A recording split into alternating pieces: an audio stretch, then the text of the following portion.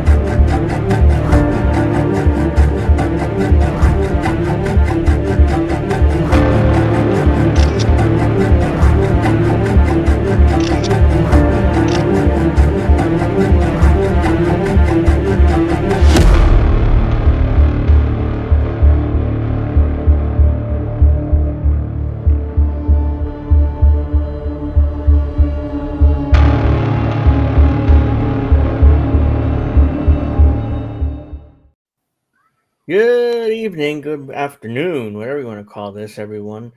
I'm Angel Rivera alongside Witchy Perfect and Alex Knight. That means this is Angel in the afternoon. We already got some chatters here. We got our Hot Wings guy, Yeah, what is Fred, with the Hot Wings, Fred? and CBC Anyway, hi, voter. Fred and CBC. Thank you very much.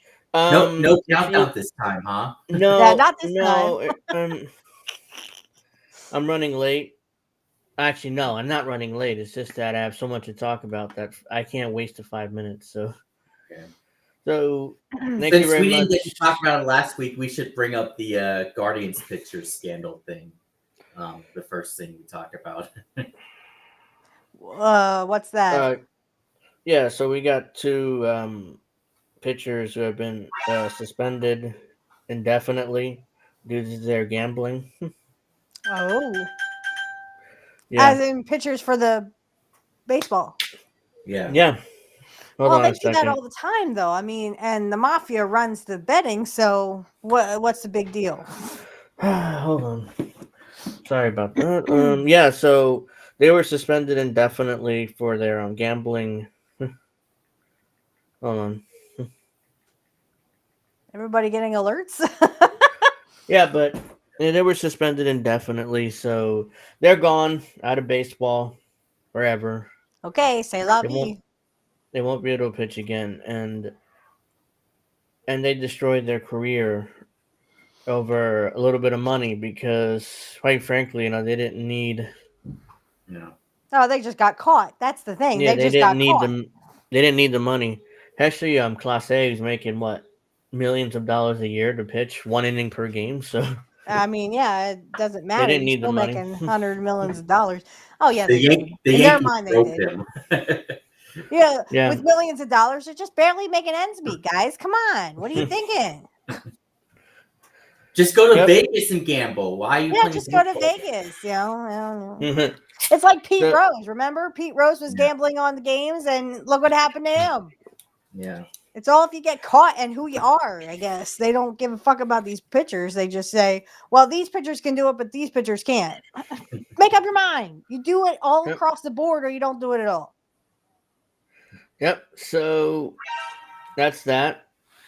And yeah, so there's something else too. I don't remember what it is right now, but let's just get about to the fact that Mandali, or whatever the hell his name is literally sucking Trump's dick right now. Yeah. That's a one. And what's funny about it is these liberals who support Mamdani are all coping, but they swear up and down that Mamdani somehow owned Trump and have Trump agree with his positions, which is absolutely absurd. Because right. I'm surprised he didn't get on his knees and blow him. I mean, come on, guys. Because Trump, especially since Trump praised him for keeping that who is it, the ADL woman or whatever her name is? Jessica Tisch. She's still the chief of police or commissioner of police in NYPD. Yeah. I thought they'd be melting down, but they aren't. She's a pure Zionist, and she's one of the people that had the NYPD. They have an office in Tel Aviv and Israel for some reason. It's so crazy that Mamdani is doing this, especially since he's a Muslim. Like, you're going to try to cave to Israel while being a Muslim? Of Well, if course, he wants it's all power, about this, baby. if he wants power, he's gonna cave. Because Yep. if not, then he's done. You know, See ya. They'll JFK ya. Bye bye. Mm-hmm. Also, him and AOC not wanting to primary Hakeem Jeffries. Well, of course not. Why would? Well, then they just passed that bill now that condemns socialism. Oh yeah. But you do know Ooh. we have socialism in this fucking country. It's called fucking public roads. You idiots. and Social Security and the VA and going on what's socialist. Yeah. Social Security, the roads, the VA. That's literally socialism because the doctors even work for the government when Right. in the VA. So Right. that's And that's what I'm socialism saying. too. Like they don't understand. It's not that Congress doesn't know what socialism is. They know exactly what it is. So you take all these programs away, guess what? These people will rise up. They may not know what socialism means, but they know if they get their social security taken away, guess what? They're coming after you. Not Mhm. you two, but Washington people who think we're stupid enough to not know what socialism is. But again, you start taking stuff away that is socialism, guess what? We know exactly what that is. Yep. I mean, we know what it is, of course. So whatever you want to talk about Trump. He's a piece of shit. He's whatever you want him to be. He is a master politician. I mean, he somehow won a second election after Russiagate and after January 6th and after that all was the all trials bullshit anyway. and all It's the like charges. I know. No, he's I like know, rubber, and it just, Yeah. just bounces off to him, but that was bullshit scandals. What really matters is that he's a pedophile criminal who literally is running the government at the behest of the puppeteers. He's just a village idiot. Yeah, he's got himself reelected after all that bullshit. He's a master politician, and somehow Zoran Mamdani's going to own him and have him do what he wants. That's bullshit. They're just coping because they know that Mamdani, bent the knee to Trump, and they don't want to admit it. And How Mamdani many more is, times again, are being these supporters going to keep falling for it over and over and over They're again? brainwashed. That's what I said on Twitter. They're Yes, brainwashed. they keep falling for it. It's like my dad watching Fox News all the time. I looked at him today and I said, you do realize everybody on Gutfeld doesn't give a fuck about you. They're literally talking about they're talking about everything but the fact that what were they talking about? They were talking about oh shit. Something these Trump derangement syndrome people. Yeah, that there is that out there, and there's people who literally will blame Trump for the killing of Abraham Lincoln. I don't give a fuck. What I care about is the fact that Trump really doesn't give a fuck about poor people, and he is doing what the puppeteers tell him. And I said to my dad, I said, you're gonna see it when they come around here looking for Darian. Oh, sorry, my son. They come looking for my son. I said, I'm telling you right now, I don't care if it's Fox News. I don't care if it's CNN, MSNBC. I don't care if it's Bill Gates or Musk. You come for my son, I will cut you. I don't care if you're a man or a woman. You come for my son, I'll cut your tits off, cut your dick off, and make you eat it. There you go. Anyways, this real quick. This is Mamdani's. This is Mamdani's flip flop here, a massive one. So August 2025, my administration will be Donald Trump's worst nightmare. And now this is before the meeting with the president. I intend to make it clear to President Trump that I will work with him on any agenda. Not my agenda, any agenda. So that means... Exactly, little brother. Just like that. Yep. So this is from August on top, and the bottom is from yesterday. My administration would be Donald Trump's worst nightmare. I have many disagreements with the president. And I believe that we should be relentless and pursue all avenues and all meetings that could make our city affordable for every single New Yorker. I intend to make it clear to President Trump that I will work with him on any agenda that benefits New Yorkers. Any agenda. That's your key word there, not my agenda. Key word is rich ones, not poor ones. Does that mean banning Muslims, Zoran? I mean, if that's what, excuse me, if that's what Trump wants. So that's what they're doing. So that's what they're doing. We talked about you got a goo last week. What was it? There's so much that we talked about last week. I forget, but what was it? Well, I sent you a couple clips or tweets yesterday to go over, but you didn't get to them. Oh, we had so much to talk about. I'll try to get to some of them this week, but also, really fun. Sorry, I just want to say one more thing. What's really funny is that when it was revealed, who was that African American woman from the Virgin Islands who was responding to Epstein in the text during Cohen's meeting? And now Democrats are trying to defend her, saying, "Oh, the Trump's thing that's a big deal, but hers is not." You know, Stacey Plaskett. She's the representative from the Virgin Islands. She's the one who was sexting some younger guys. There was another scandal she had last year, I think. So she was sexting younger guys. 18? I don't think so. I think they were younger. You know, she's in her 60s and they were in their 20s. But as long as they are over 18, I don't give a flying fuck. No. I mean, what it's happened not was, right, but I mean, she was texting Epstein in 2019 during the Michael. Oh no, I know that. I'm referring to other scandal. She's a pedophile. They're all pedophiles. I was referring to her other scandal, but yeah, that scandal too. It's a big. And deal. now Democrats are defending her. Like, yeah, of course, they're going. Democrats and Republicans, it doesn't matter. The House just passed the files, whatever they were saying, the Epstein files. I said to my coworker, I said the House will, but it will die in the Senate. And if it doesn't, they will literally take out all names that have anything to do with Gates, Musk, Trump. They will take out any names they think are national security. Did you hear that bullshit? That national security that's bullshit? what I was going to bring up. Thank you. Yeah. Go fuck yourself. So they passed the bill, the Epstein file bill. They finally passed it and Trump signed it.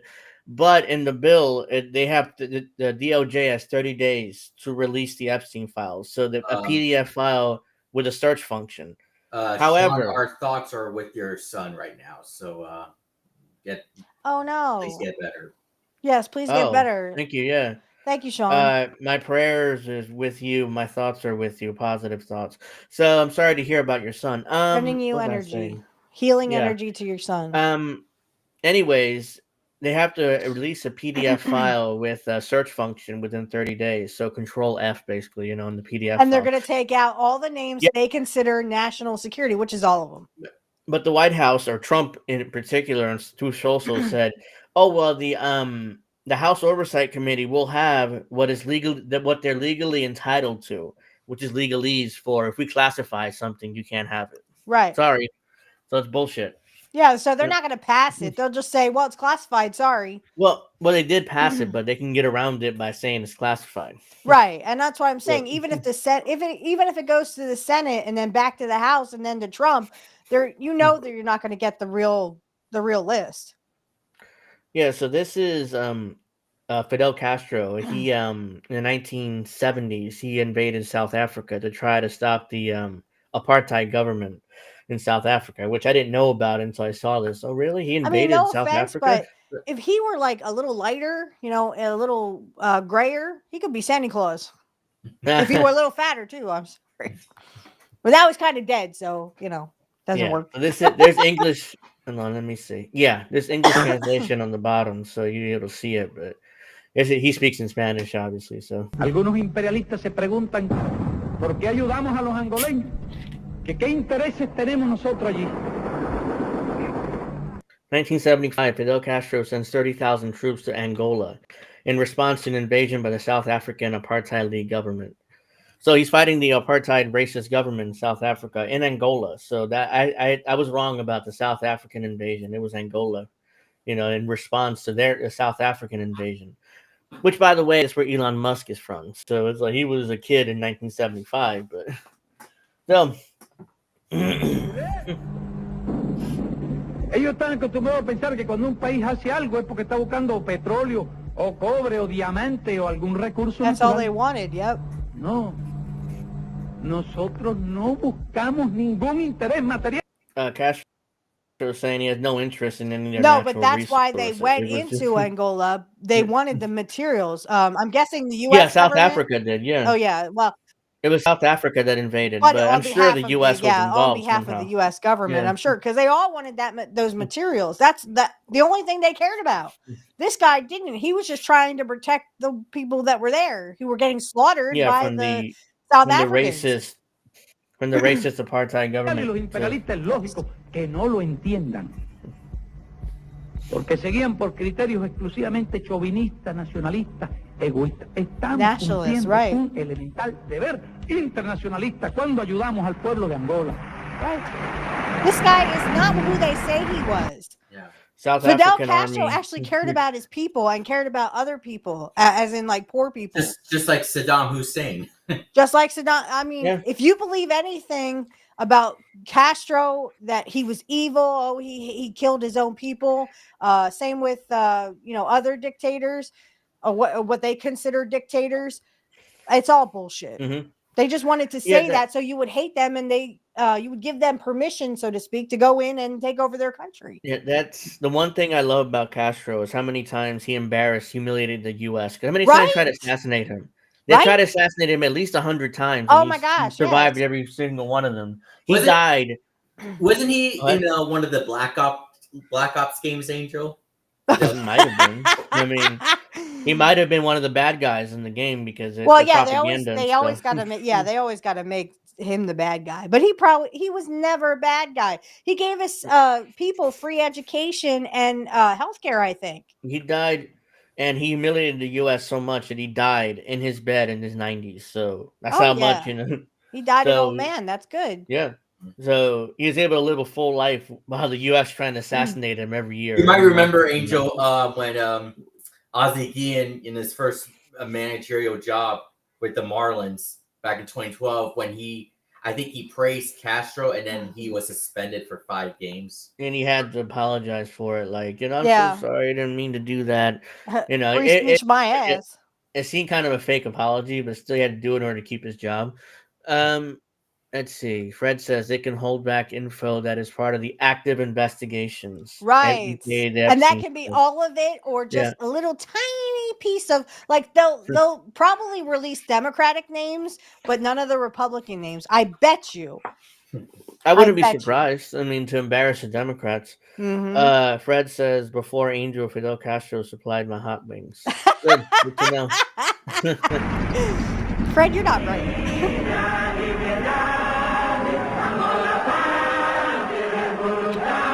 Like a party. The people are celebrating their Angola after South Africans left. Dude, There's some music there, so I want to be careful with that. So I just wanted to show that because we'll get to that a little bit later.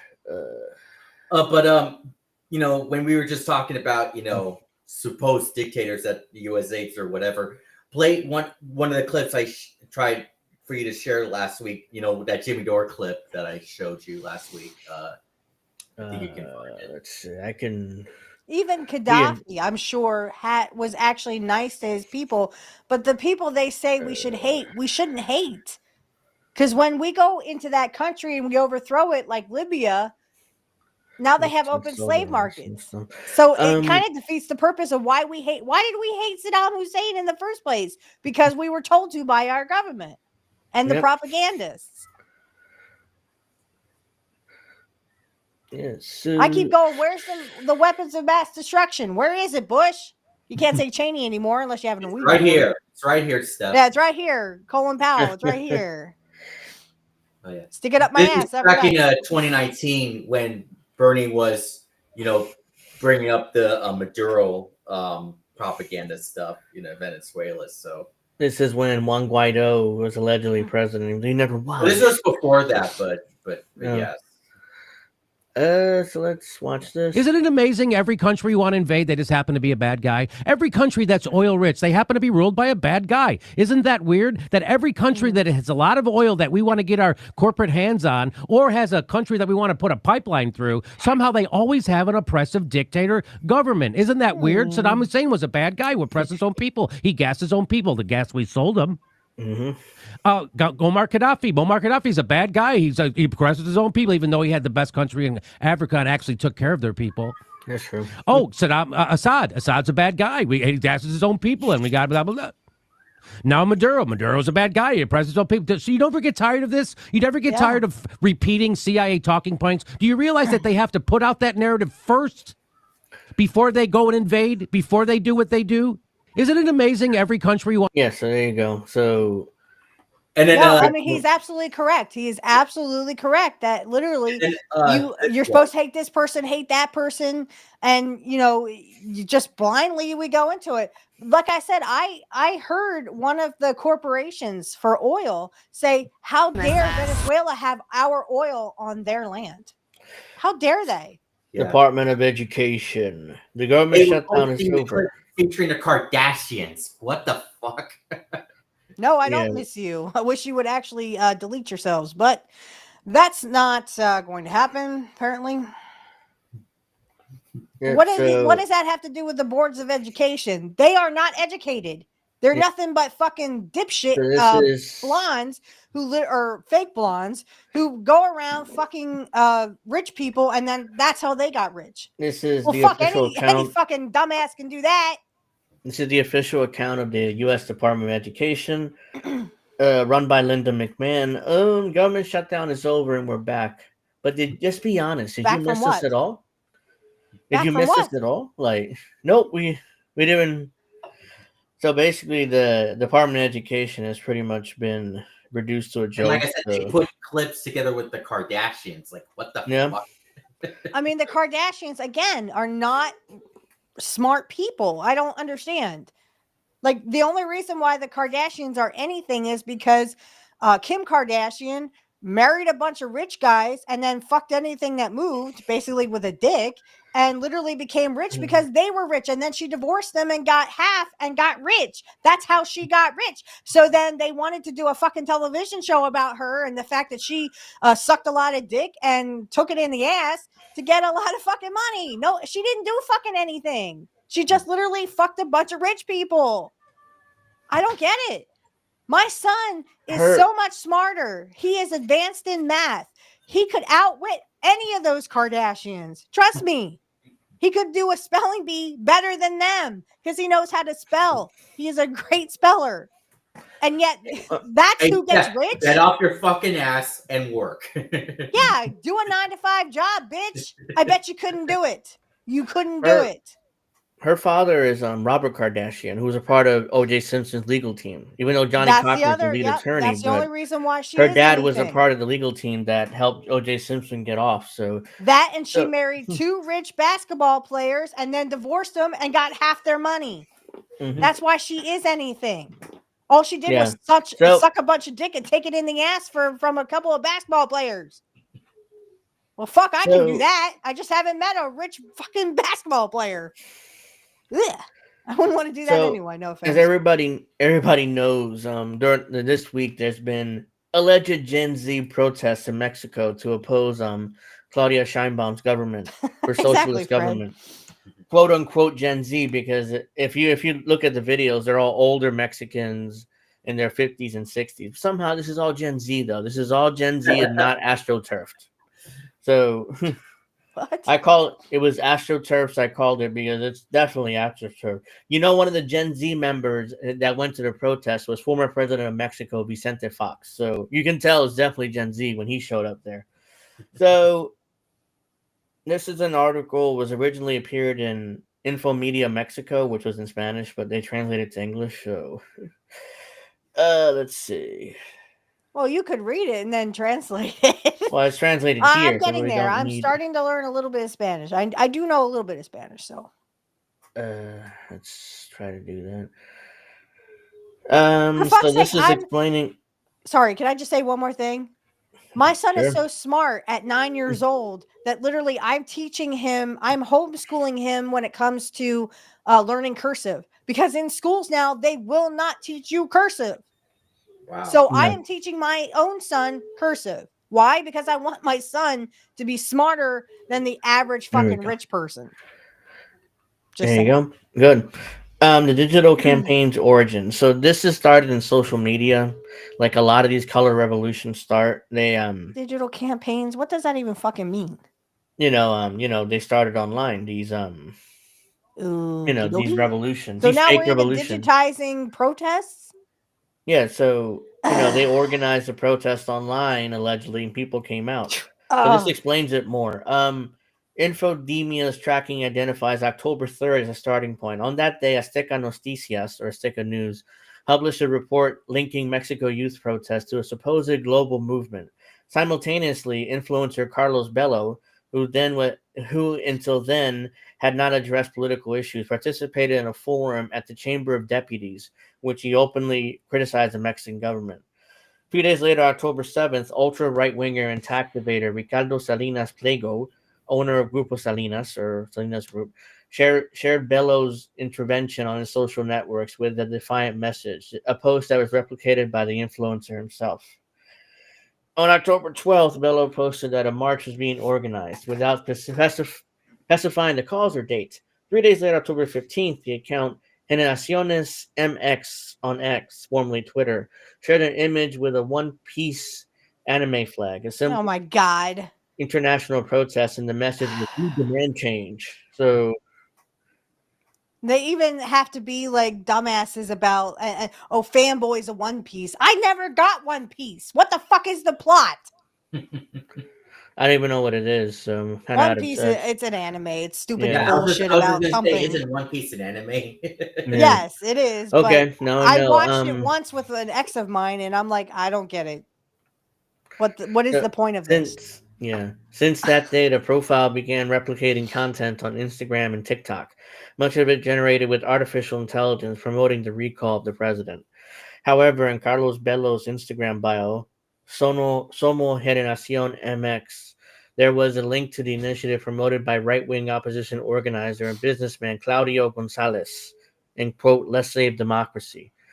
Even though it makes no sense because Claudia Scheinbaum won in a democratic election. But yeah, If you want to definitely. really save democracy, then I Let's guess you save want to save democracy. socialism too.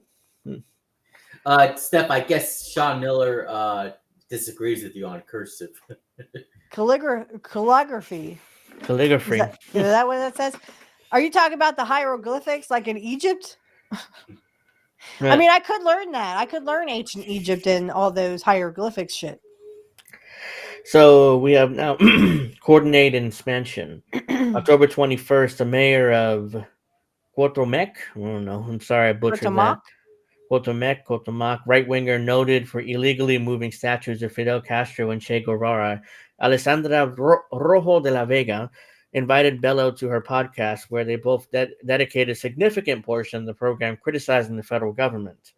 That same day, the account Somos Generación MX held a live broadcast promoting Number 15th March, a message amplified by users affiliated with the right-wing PAN party, such as Quique Morales and Alejandro Sacudo. Armando. Excuse me. According to Armando Alejandro Estrada. yeah. Makes According me think to of the Mask of Zorro. Yeah. Hey, I like the Mask of calligraphy Zorro. is like the old English writing. Okay. Okay. I know what you mean. Okay. Yeah, 179 TikTok accounts and 359 Facebook communities synchronously promoted the call to action. At least 50 of the TikTok accounts were created between October and November 2025, and 20 Facebook pages were active since October 26th. Have foreign administrators. This is definitely AstroTurfed. Elorzia explained that between October 16th and 26th, these same accounts were spreading messages demanding the recall of the president. However, on November 1st, after the murder of Carlos Manso, they simultaneously changed their message. Now they claim the march would be a memory of Manso. What you trying to change your name to, Bad Cookies? Bad fucking cookies or what? Yeah, fuck YouTube. That's what I say too. On November 1st, Ivan Perro, administrator of the original Generación Z Discord server, denied any connection to the X account that follows figures from the PAN party and the opposition, refuting the call for a November 15th demonstration. A day later, he posted a video of Carlos Manso on Instagram. November 3rd, he began promoting the first official mobilization held November 8th. By November 10th, he announced that Generación Z social media accounts would be changing management, revealing internal disputes among the movement's protesters. Now here we go. The role of politician and business people. The report also stated the call was supported by opposition political figures, including former President Vicente Fox, businessman Claudio X Gonzalez, and his organization Sociedad Civil de Mexico, as well as spokespeople for the PAN and PRI parties. So businessmen, politicians are also involved in this alleged revolutionary protests. One of the main promoters had been tax evader Ricardo Salinas Pliego, who has amplified the messages according to influencers and commentators close to the opposition. Has even been proposed to lead the march despite not belonging to the generation that names it. The dude's in his 50s, but nonetheless, it's supposed to be a Gen Z protest, remember. El Rosa stressed that the network is not exclusively Mexican, as foreign bots and profiles of businesses and media ties linked to Atlas Network, an organization accused of financing disinformation campaigns in Latin America, were identified. Of course, they're always involved in their disinformation campaigns to remove socialist leaders. Let's see. The Atlas Family and Atlas Network and Family Bond. The Atlas Network, directed by Roberto Salinas Leon, cousin of Ricardo Salinas Pliego, wields media influence within Grupo Salinas and a global network over 500 think tanks. This organization had been accused of orchestrating political and legal campaigns, lawfare against progressive governments such as those of Pedro Castillo in Peru, Evo Morales in Bolivia, Lula da Silva in Brazil, Cristina Fernandez de Kirchner in Argentina. In Mexico, the organization was linked in 2024 smear campaign against then President Andrés Manuel López Obrador and the current President Claudia Sheinbaum. There you go. This group has a history of going after left-wing presidents. Unfortunately, Lula da Silva is kind of a sellout now, so I don't, at the time he was an actual progressive, but now he's like neoliberal. Yeah, I mean, progressive is like a, it's like a former shell of itself. Mm-hmm. Yeah. And like I said many times, I still can't believe how fast the progressive movement died. Oh, I can. Oh, that's what they wanted. That's what the corporations wanted. Dead. Yeah.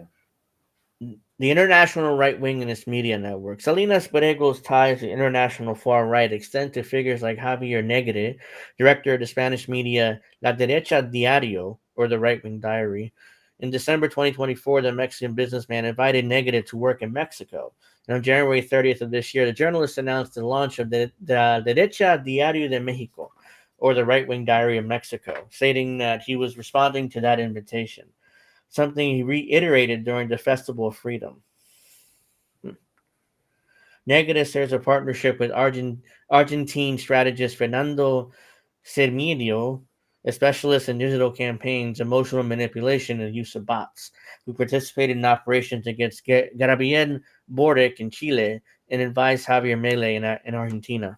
I'm not surprised he advised Javier Milei, being such a right-winger. Joining them is Agustin Antonetti, an Argentine activist with the Fundación Libertad Rosario, or Liberty Foundation, also linked to the Atlas Network. In the Ricardo B. Salinas Pliego Center, Antonetti, main promoter of the hashtag Narcopresidenta y Narcocandidata during 2024, directed against then candidate Sheinbaum. So that translates to Javier was the one crying after he was in Israel at the Jerusalem wall. Oh God, everybody does that shit now.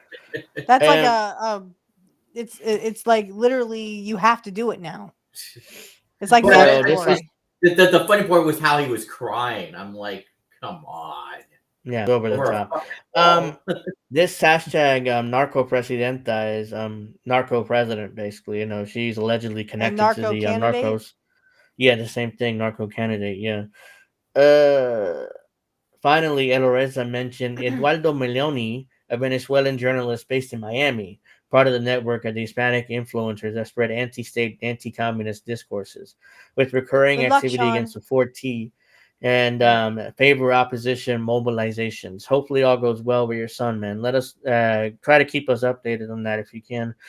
So yeah, basically that proves that this is done. That proves that look at these. You see how old these people are, but it's supposed to be a Gen Z protest. Libtad? In their 50s or 60s. Libertad, sorry.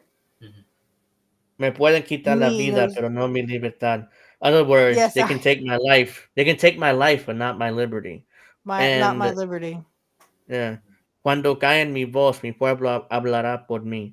When they shut me up, in other words, the people will speak for me. So Well, let's hope that they these- do that to all of us. But unfortunately, the rich want to kill all of us poor so people. yeah, So that proves that this Gen Z march was astroturf, faked, and phony. Because not only Mexico, but the United States and right wingers in Latin America were also involved in trying to get this fake protests and fake marches.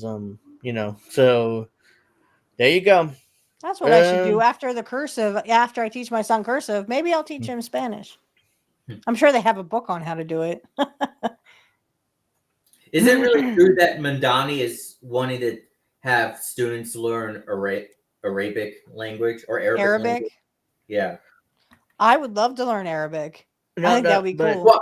Well, my view is that I don't think he should force, No. You shouldn't force it, but if you want it, you should offer it. Like, my high school only offered German and Spanish. I wanted to learn French because I wanted to learn French, and Italian, but they only offered Spanish or German. So I took German because I am mostly German. So be proactive, Miss Perfect. Teach them Russian. I could, yeah, if my son wanted to learn Russian, I would offer it.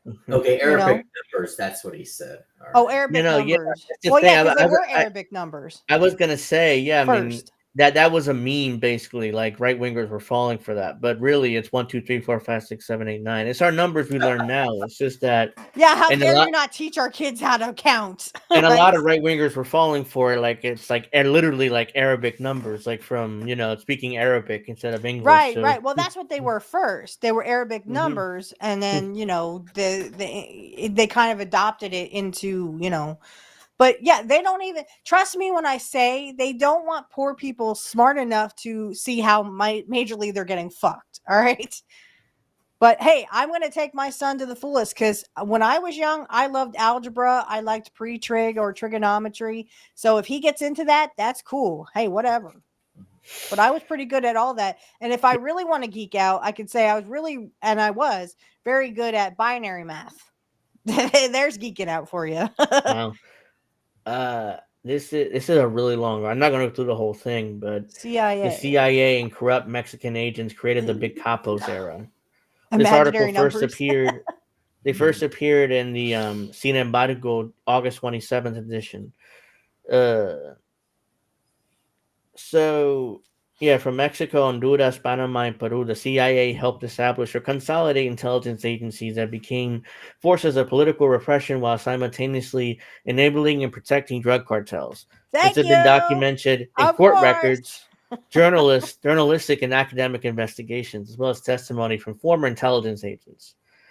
In fact, Peter Dale Scott and Jonathan Marshall, in their book Cocaine Politics, Drugs, Army, and the CIA in Central America, argued since World War II, one of the most crucial sources of institutional protection from drug trafficking has been the CIA, which together with the feared Federal Security Directorate allowed the rise of the Guadalajara cartel in Mexico in the 1970s.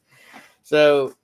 No, I'm not binary, Fred. I said binary math with binary numbers. Look it up, Google it. No, I am a woman legit in every way, shape, and form. But what is a woman? Yeah, what is a woman? A woman that has tits and a pussy. And if you argue with that, I'm sorry. I feel sorry for you. That doesn't mean you don't have a right to be one, or if you want to be a trans woman or a trans man, go for it, baby. But don't expect me to say that I'm not a woman. I got tits. I got a pussy. Trust me, I'm a woman. All right. Yeah. I'm not going to say I'm anything but. Oops. So this is Gary Webb, the guy that I've talked about on the show before. Yeah. He looks like he should be in a 70s porn. I'm just saying, it looks like Ron Jeremy. Like, bow, bow, bow. You know what I mean? The first evidence how the CIA fueled drug trafficking was published in the San Jose Mercury News in 1996, August 96, where it published a series of reports by Gary Webb, who linked the origin of crack cocaine in California to the Contras, the U.S.-backed guerrilla force then led by Ronald Reagan, who attacked the revolutionary Sandinista government in Nicaragua during the 1980s. with Of the course. Central Intelligence Agency. By the way, that Sandinista government is still in power today, so to show how Yes. much they failed. So in Nicaragua, so the Dark Alliance was a series of reports was called. It doesn't mention him directly, but weaves a web between the Nicaraguan guerrilla opposition and drug trafficking gangs that sold drugs in the street of California and the CIA. The text revealed that DEA own investigations were allegedly abandoned without cause or set aside for unexplained reasons. Webb, the author, committed suicide almost a decade later in 2004 under the intense pressure he received. Chris Benoit Received after revealing the cesspool. By the way, this article doesn't tell you how he did it, but allegedly he shot himself twice in the back of the head. Twice. First of all, you don't commit suicide like this. Nobody commits suicide like that. They get comfortable, and they usually do it here, or they eat their own gun. He was it's either here or here. They but I eat never their own heard of gun. it back here. Yeah. That would be like a hard stretch, you know. And even if you manage to do that, you don't shoot yourself twice. Yeah, There's you only can't once. shoot yourself twice, but once and that's it. Steph, I think you're going to be angry at bad cookies. No, I saw it. Very funny. I am not showing my titties for you. Sorry, not sorry. Just trust me that they're real. Uh-huh. Same with my pussy. I'm not showing that either. Trust me, bro. Yeah, just trust me, bro. Yeah. Bruh. In Mexico, reports indicate that Operation Condor officially consisted of eradication of marijuana and poppy. Star Wars planet. Right. I think this was Operation Condor was featured on Narcos. Maybe it was Condor. Maybe it was Condor or Lord of the Rings. Whichever. Ted Cruz does not have tits. Whichever. Ted Cruz was born in Canada. He's a Canadian and shouldn't be running for president because it says in our Constitution, natural born citizen. I'm sorry. Their excuse was since he's Cuban, Cubans automatically receive U.S. citizenship. Or they did. So that's why he's able to run. And he's planning on running again in 28. So I know. That's why I was like, I'm pretty sure that the Constitution says natural born citizen. I don't give a flying fuck if he's Cuban. He's Canadian born. Jesus fucking Christ. Well, and then people are like, well, he just gets a pass because he's rich. Yeah. I don't give a fuck. He can't find Iran on a map either. He couldn't find Cuba on a map. Wait. That's how stupid he is. No, I didn't. Okay. But I love it how they just gloss over anything that just doesn't fit their narrative. So the Constitution says natural born U.S. citizen, and they're just like, new phone, who dis? So Cenk Uygur tried to run for president under that theory that even though he's not a natural born citizen, but that failed too. And so that failed miserably. Yeah. In Mexico, reports indicate Operation Condor, the eradication of marijuana and poppy crops through massive use of herbicides delivered by aircraft in the Golden Triangle of states of Sinaloa, Durango, and Chihuahua. However, Peter Dale Scott and Jonathan Marshall documentation. Yeah, it's also a state of Mexico. So I'm sorry. Can I ask a question? What does marijuana crops have to do with anything? Marijuana is better for you than coke. It's better for you than meth. It's better for you than half these drugs, and yet somehow that's like oh god, ding ding ding. Oh my god.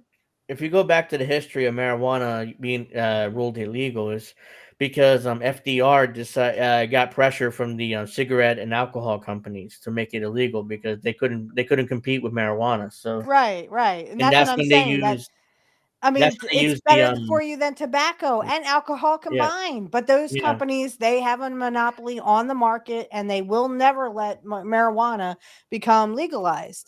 Because, again, they would rather you have liver problems the rest of your life and cancer from smoking than being able to heal yourself with marijuana.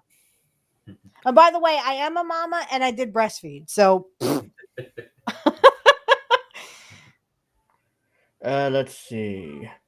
Jonathan Marshall documented how the plan was used by drug traffickers who, in collusion with security agencies, exploited the operation to eliminate the competition. Mm-hmm. From there, the 18 Sinaloa's main drug trafficker moved to Guadalajara and strengthened their control over the drug trade. Similarly, there was another key factor, the DFS, then headed by Miguel Nazar Haro, implemented a comprehensive protective process for leaders of the Guadalajara cartel. In 1985, shortly after the murder of DEA agent Kiki Carbonera, who, by the way, was featured on, I think, Narcos Season 2, that whole story. I'm talking about the Netflix series. Well, see, that's the thing. They put these cartels in business and then go, oh, God, we got to get these cartels. Well, you're the fucking ones who put them in business, dumb fucks. For that whole say no to drugs bullshit. A senior U.S. investigator complained that the DFS was a very serious problem. Every time we arrest someone, they have a DFS card. Many people have been issued plates that aren't actually on the payroll.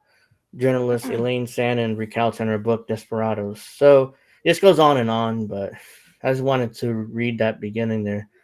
So I'll link. Oh, sorry. Go ahead. I'll link this in the chat. You guys want to read it, but hold on. Do you also want to go over like Kyle Gawinski getting destroyed or exposed by Asmongold? Oh God. If we have fucking white Ken doll, I'm not fucking Kyle Kuklinski. I'm not really that prioritized by that. Let's see. That's true. Bad cookies. Yes, that's why they say weed is so bad because they again the alcohol and drug industry or cigarette industry having a monopoly, and they say, well, weed is bad for you, but our stuff is good. Yeah, and when you're on you need a new liver transplant, and you have cancer from all the chemicals they put in cigarettes. Yeah, sure, okay. As Stephen A. Smith would say, "Stay off the weed."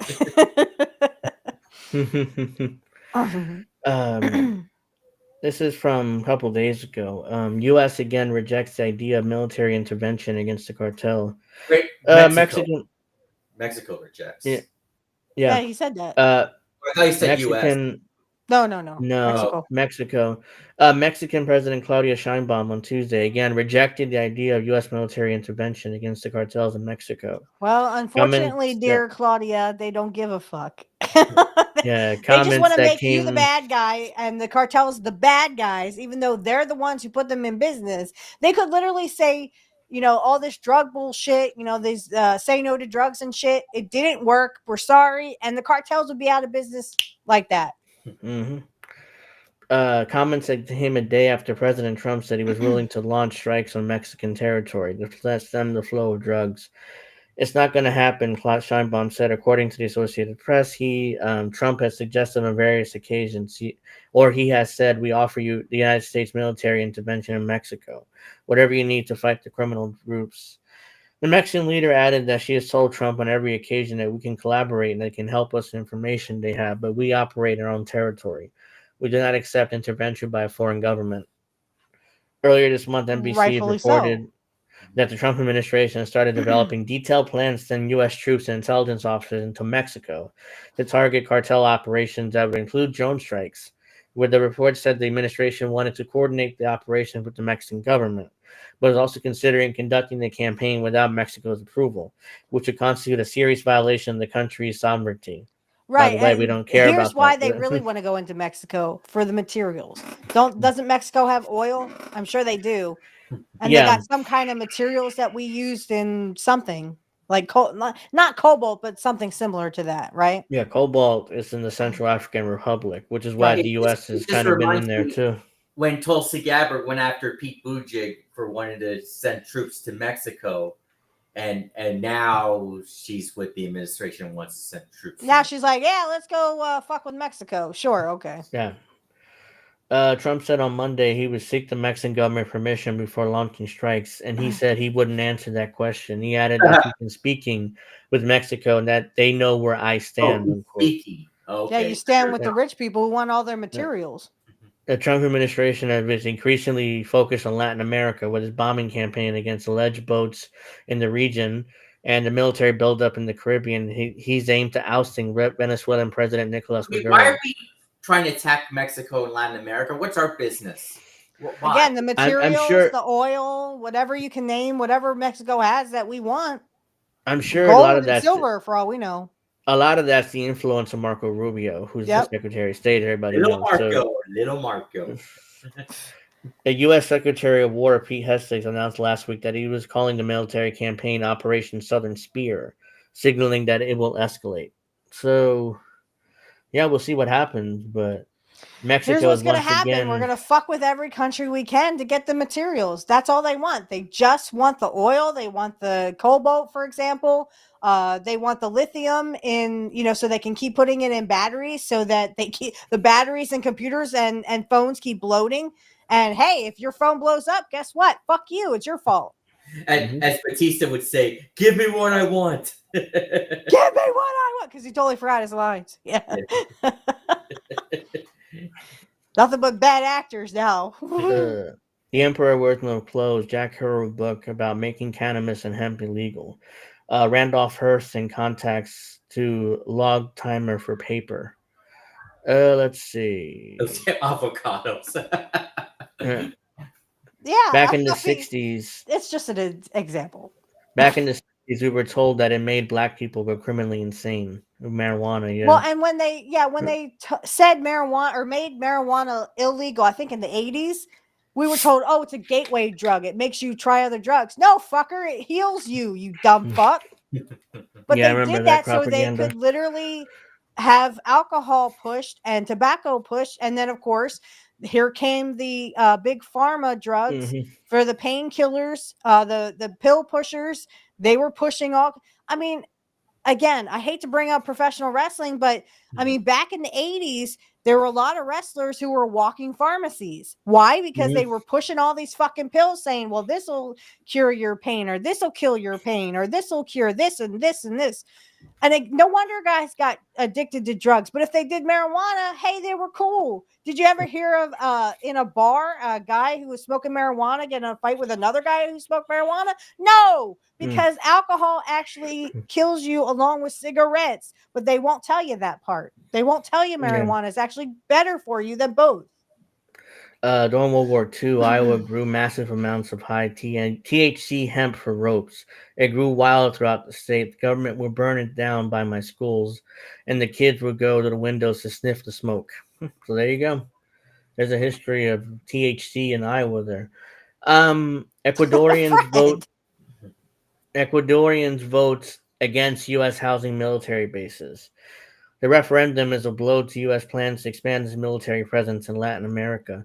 Ecuadorians voted in the referendum on Sunday and rejected measures that would allow the U.S. to establish military bases in Ecuador, a blow to the Pentagon's plan to increase its military presence in the region.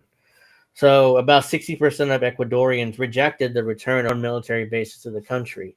Ecuadorian President Daniel Noboa, who has aligned himself with the Trump administration, said before the vote that U.S. military presence was needed to help combat drug trafficking and violent crime.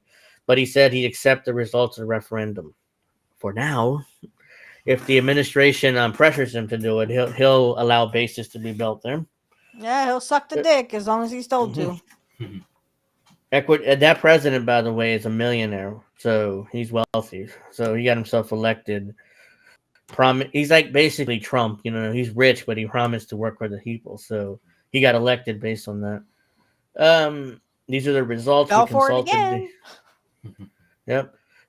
We consulted the Ecuadorians, and they have spoken. We have fulfilled what we promised, asking them directly.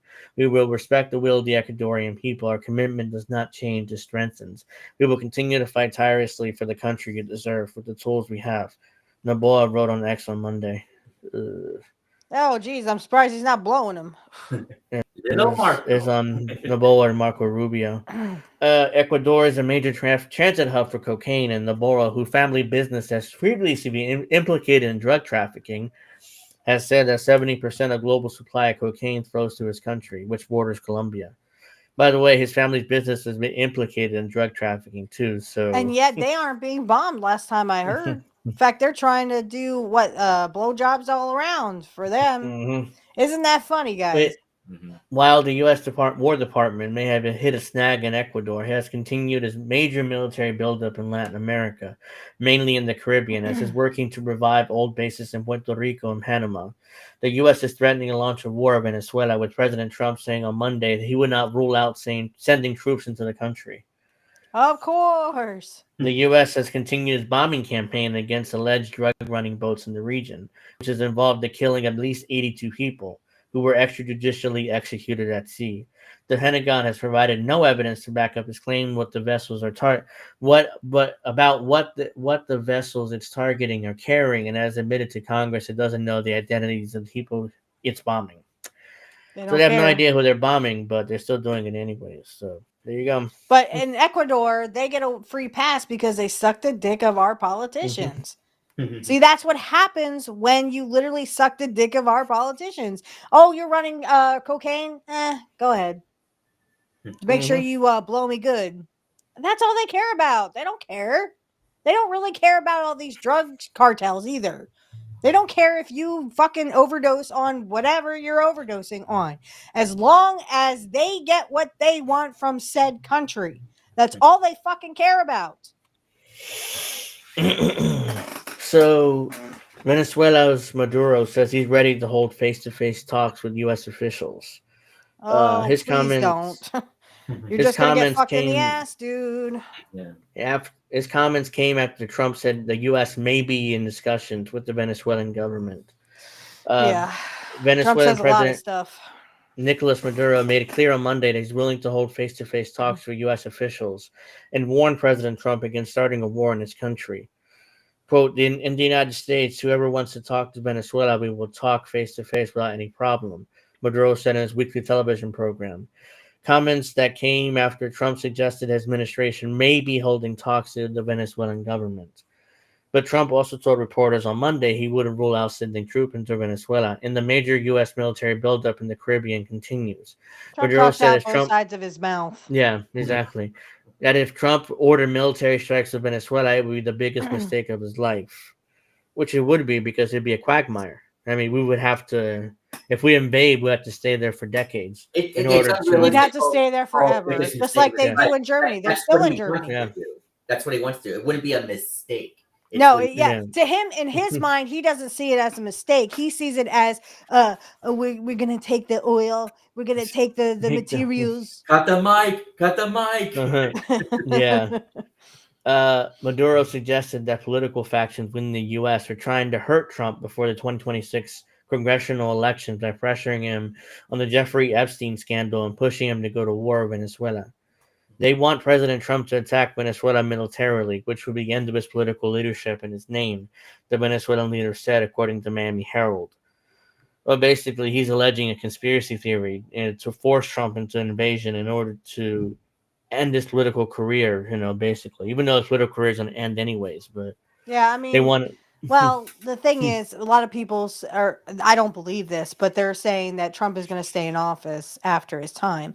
Again, I think the rich people need to come out with this lie that they don't give a fuck about the Constitution.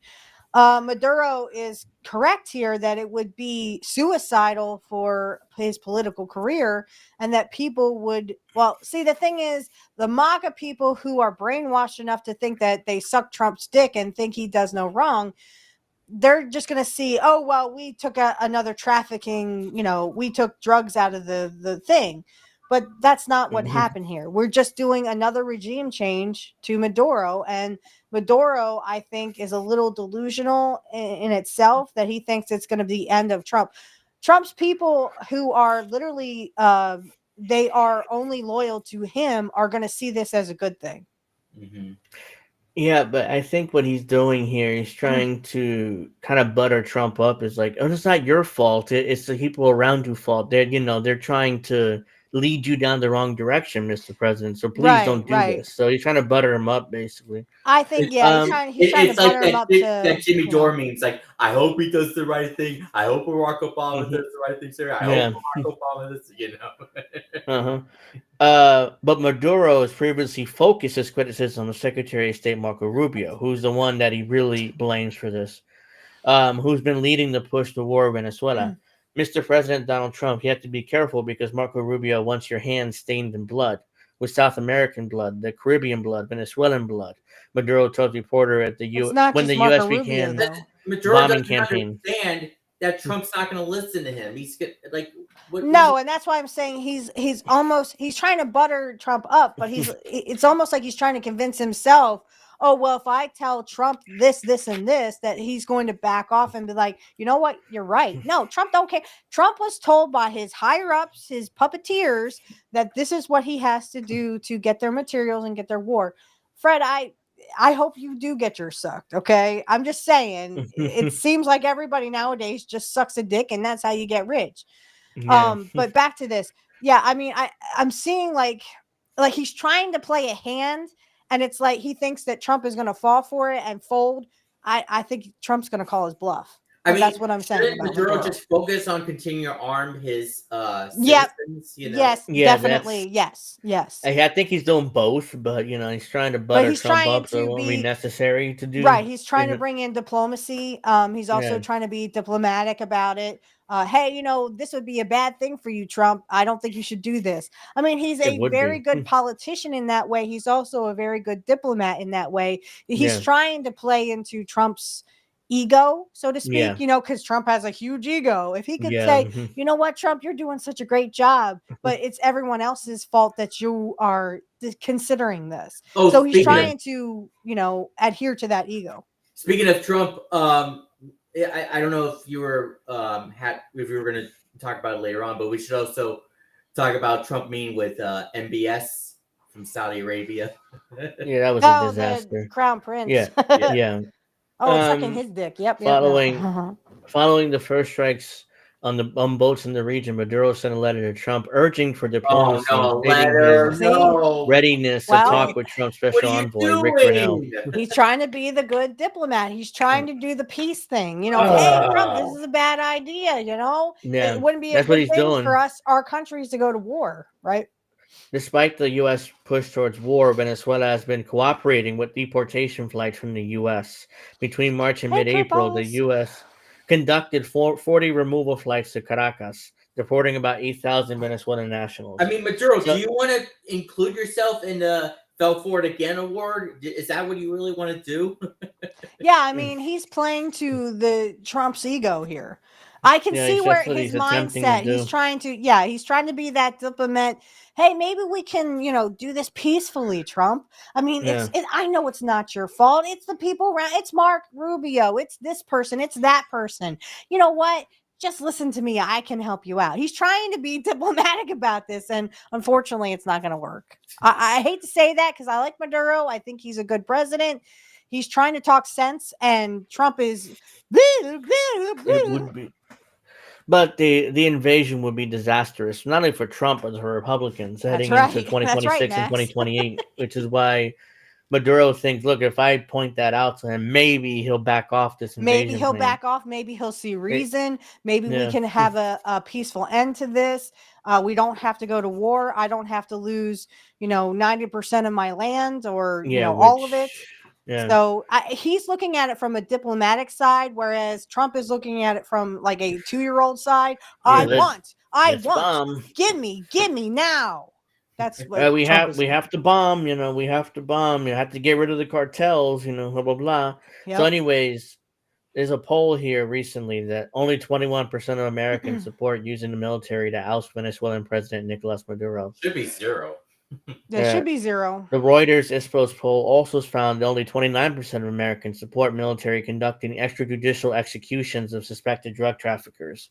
So that's higher to support the execution of people in the sea. Basically, that's surprised it's that high. Right. What I would say to these people is, you do know that big pharma are also drug traffickers, right? Mm-hmm. You do understand that they are trying to push a drug for XYZ. And we're the only country in America, I was telling my dad this, that actually ask your doctor today about such and such a drug that will do this for you and do that for you. It's like, no. You should be going to your doctor going, I have this XYZ disease. Oh, the doctor should be like, oh, okay, we have a drug for that.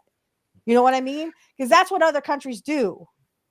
Yeah. And remember, Lewinsky supports Big Pharma now. Right, and that's the thing is, you have people who are so fucking brainwashed. They only see like people like cocaine and meth. Oh, those are the bad drugs. You forgot about the painkillers that they're trying to push on that people are literally overdosing on. Yeah. But they don't see it that way. And when they lose their prescription, they go straight for heroin. So it's a Right. whole other. That's Now where people are heroin trying comes in. heroin to get that buzz. Yeah. Wesley says 21% is disturbingly high. Yep. You're absolutely right. Imagine if you're living in this country and another country's dictator demands your country gets bombed. Is there any wonder why Americans are seen as bad guys? Right? No wonder at all. And you're absolutely correct. Yeah, that's Absolutely 100% correct, Bad Cookies. And that's what I'm trying to get through to my father and other people who think that Fox News is real. Is that literally they don't care about you. They only want to do this shit for regime change. Sorry. Regime change. Blah, blah, blah, blah, blah. And they want the materials in that said country. I said, look at Libya, look at Iraq, look at all these other countries that we have overturned. Syria. Now we overturned Syria. What's going to come out of Syria? Probably something worse than Assad was ever in his lifetime. We have a former Al Qaeda commander leading the country now, so this is what a disaster that is.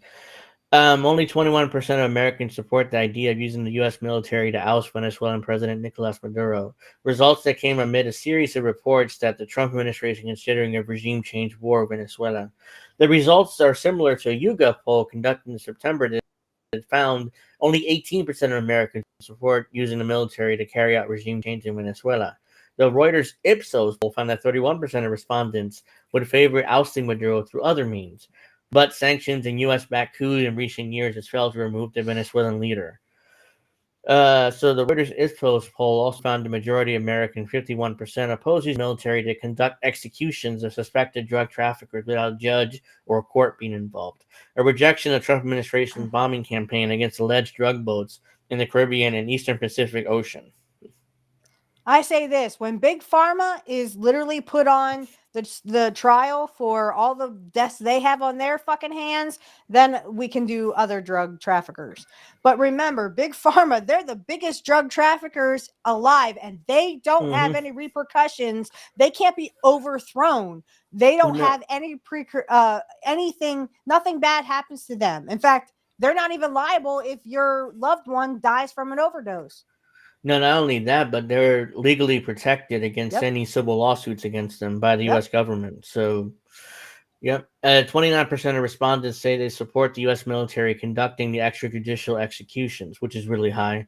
The policy has more support among Republicans, with 58% favoring the executions, and 27% of GOP members oppose. 3/4 of Democrats say they oppose the killings. I guarantee you, though, if a Democrat was in charge, this would be reversed. All these numbers would be the exact opposite. So, because Democrats I don't know. are, I just think like it Republicans. would be still a little high, though, because again, even if you're on the Democratic side, you're still brainwashed to a point. But Just I remember, agree with you, Democrat Angel. good, Trump bad. And people are still in that mindset. They still have Democratic people and liberals in that mindset of, oh, Trump bad, so anything he does bad.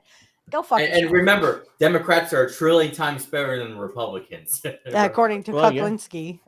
The U.S. has continued to significantly build up its forces in the Caribbean, including the deployment of an aircraft carrier, as President Trump has been briefed on options for attacking Venezuela, ranging from limited strikes on military targets to sending troops to capture airfields and oil fields, which is a big one. Of course, Secretary of State Marco Rubio is leading the push for war with Venezuela, is creating the pretext for targeting Maduro by declaring that he's the leader of the so-called Cartel de los Soles, or Cartel of the Suns, a group that doesn't actually exist. It was totally made up by the U.S. government. The Cartel de los Soles doesn't exist. Of course it doesn't. So the term Cartel of the Suns was first used in the 1990s to describe two Venezuelan military generals with Sun insignias on their uniforms who were involved in the drug trade. One of the generals was working with the CIA at the time, of course. According to a 1993 60 Minutes report, today is used to describe Venezuelan military and government officials who allegedly profit from drug trafficking. But the Cartel of the Sun doesn't exist as a structured organization. 1993, we were both 7 years old. Yep. And of course, the two generals who had the Sun insignia on their uniforms worked with the CIA. So that doesn't give them any credibility. Rubio said that his State Department will label the cartel the Sons a foreign terrorist organization on November 24th. President Trump said he believes the designation gives him the authorization to launch strikes on the Maduro government, but any attack without congressional authorization would be illegal under the U.S. Constitution. Oh, they don't give a fuck about that. They wipe their ass with that Constitution Again, it's every like day. they write this here. I mean, I understand why they write it because it's technically true, but the U.S. government doesn't care. They haven't cared since World War II, pretty much. So that's why we overthrew Iraq. We overthrew Libya, Syria. I'm sure South Africa. We've also done some bullshit. Somalia. I mean, all these interventions that we've done literally is just terrorism. The U.S. government has become the terrorists. So I'm sure everybody knows this because this has been big in the last couple of days. But the U.S. government and Russia are negotiating a deal where basically Ukraine cedes the Donbass and the Donetsk region to the Russian government, and basically so there's a peace deal being pushed by the administration. And they're trying to get, but I'm not going to hold my breath. They're trying to get tweet that Zelensky denied or didn't accept rejected it, yeah, but ultimately he's a puppet of the U.S. So if Trump really wants this, a fucking asshole, you know. Yeah, if Trump really wants this deal to go through, then he'll do it. One way or another, he'll do it. I mean, Zelensky has outused his usefulness right now, so it would not surprise me at all if they did away with, or all of a sudden now Zelensky is unwell and gets JFK'd. Yeah, that's the problem Zelensky has. He's outlived his usefulness to the U.S. government. So absolutely. Right now, he's losing this war, and Trump has said over and over again he has no chance of winning, which is true. But he's outlived his usefulness pretty much. And right now, in order to have a shot of even surviving to Christmas, like I said, he has to accept this deal. If he doesn't, so. But then, there's other people that I'm not sure. Like, I'd like to believe Trump, but, we've seen too many things that Trump lies, and, there's just too much shit that, I just don't see this happening because, again, he said within 24 hours he would stop this proxy war. That didn't happen. I'd like to believe in this, in a dream or perfect world. No offense, Mr. Perfect. But in a perfect world, let's say, again, no offense, Mr. Perfect. I would like to believe that this would happen, but I don't think it's going to. But, unless they find Zelensky to be a liability. But then you have Lindsey Graham saying, no, we have to do it to the last Ukrainian. Again, believe him. He doesn't give a fuck about any Ukrainian. To the last Ukrainian means until they're completely gone. But again, I don't think that Trump needs Senate approval to get this deal done anyways. If he does, that'd be tough to do. But I'm afraid that they're going to talk him out of it. Yeah. All right. So this is Trump's full 28-point peace plan for Ukraine. And much like Gaza, it's not a peace plan. It's forced capitulation written with input from Russia. That's not true. I don't agree with that. But even if this is true, it doesn't matter. I want this war to end. A few facts. Angel, I sent you a clip that I made. I think you may have seen it about Zelensky. I don't know if Steph's seen it, but whenever you get a chance, you could play that. I'll probably play it soon. The plan was drafted by Trump's envoy, Steve Witkoff, with Marco Rubio, and Jared Kushner, for some reason, was involved in this. He's not part of the government anymore. They coordinated directly with Kirill Dmitriev, Russia's sanctioned envoy. Zelensky wasn't a choice. The U.S. delivered a plan to him in an aggressive timeline, and he's been told he must engage. By the way, an actor. Yeah, I thought he was a comedian. Well, actor, comedian. Oh, yeah. Yeah, he's a actor, comedian. Not a very good one. Trump's full 28-point Ukraine-Russia plan. Ukraine sovereignty will be confirmed. That's one. A comprehensive non-aggression agreement will be concluded between Russia, Ukraine, and Europe. All ambiguities of the last 30 years would be considered settled. See, I think Russia would not invade. Can I just say one more thing? Go ahead. This just seems like they're trying to gather up troops for Ukraine again. Oh, hey, let's have a 30-year, because we kind of need to build up our armies again. I mean, because they got decimated. So this just sounds like a bunch of bullshit to get Ukrainians' armies. Yeah, maybe that's it, but but it's been so bad that Ukraine has to they have to go for retards, for lack of better words, in order No, to no, have you're them absolutely fight. correct. That's why I'm saying like there has to be a catch to this. Yeah. They'll So play they've been the reduced. siren again, and then they'll play the Applebee's commercial. Yeah, so they've been reduced to go after like mentally challenged people, let's say. So- Cold beer on Friday because night. Sorry.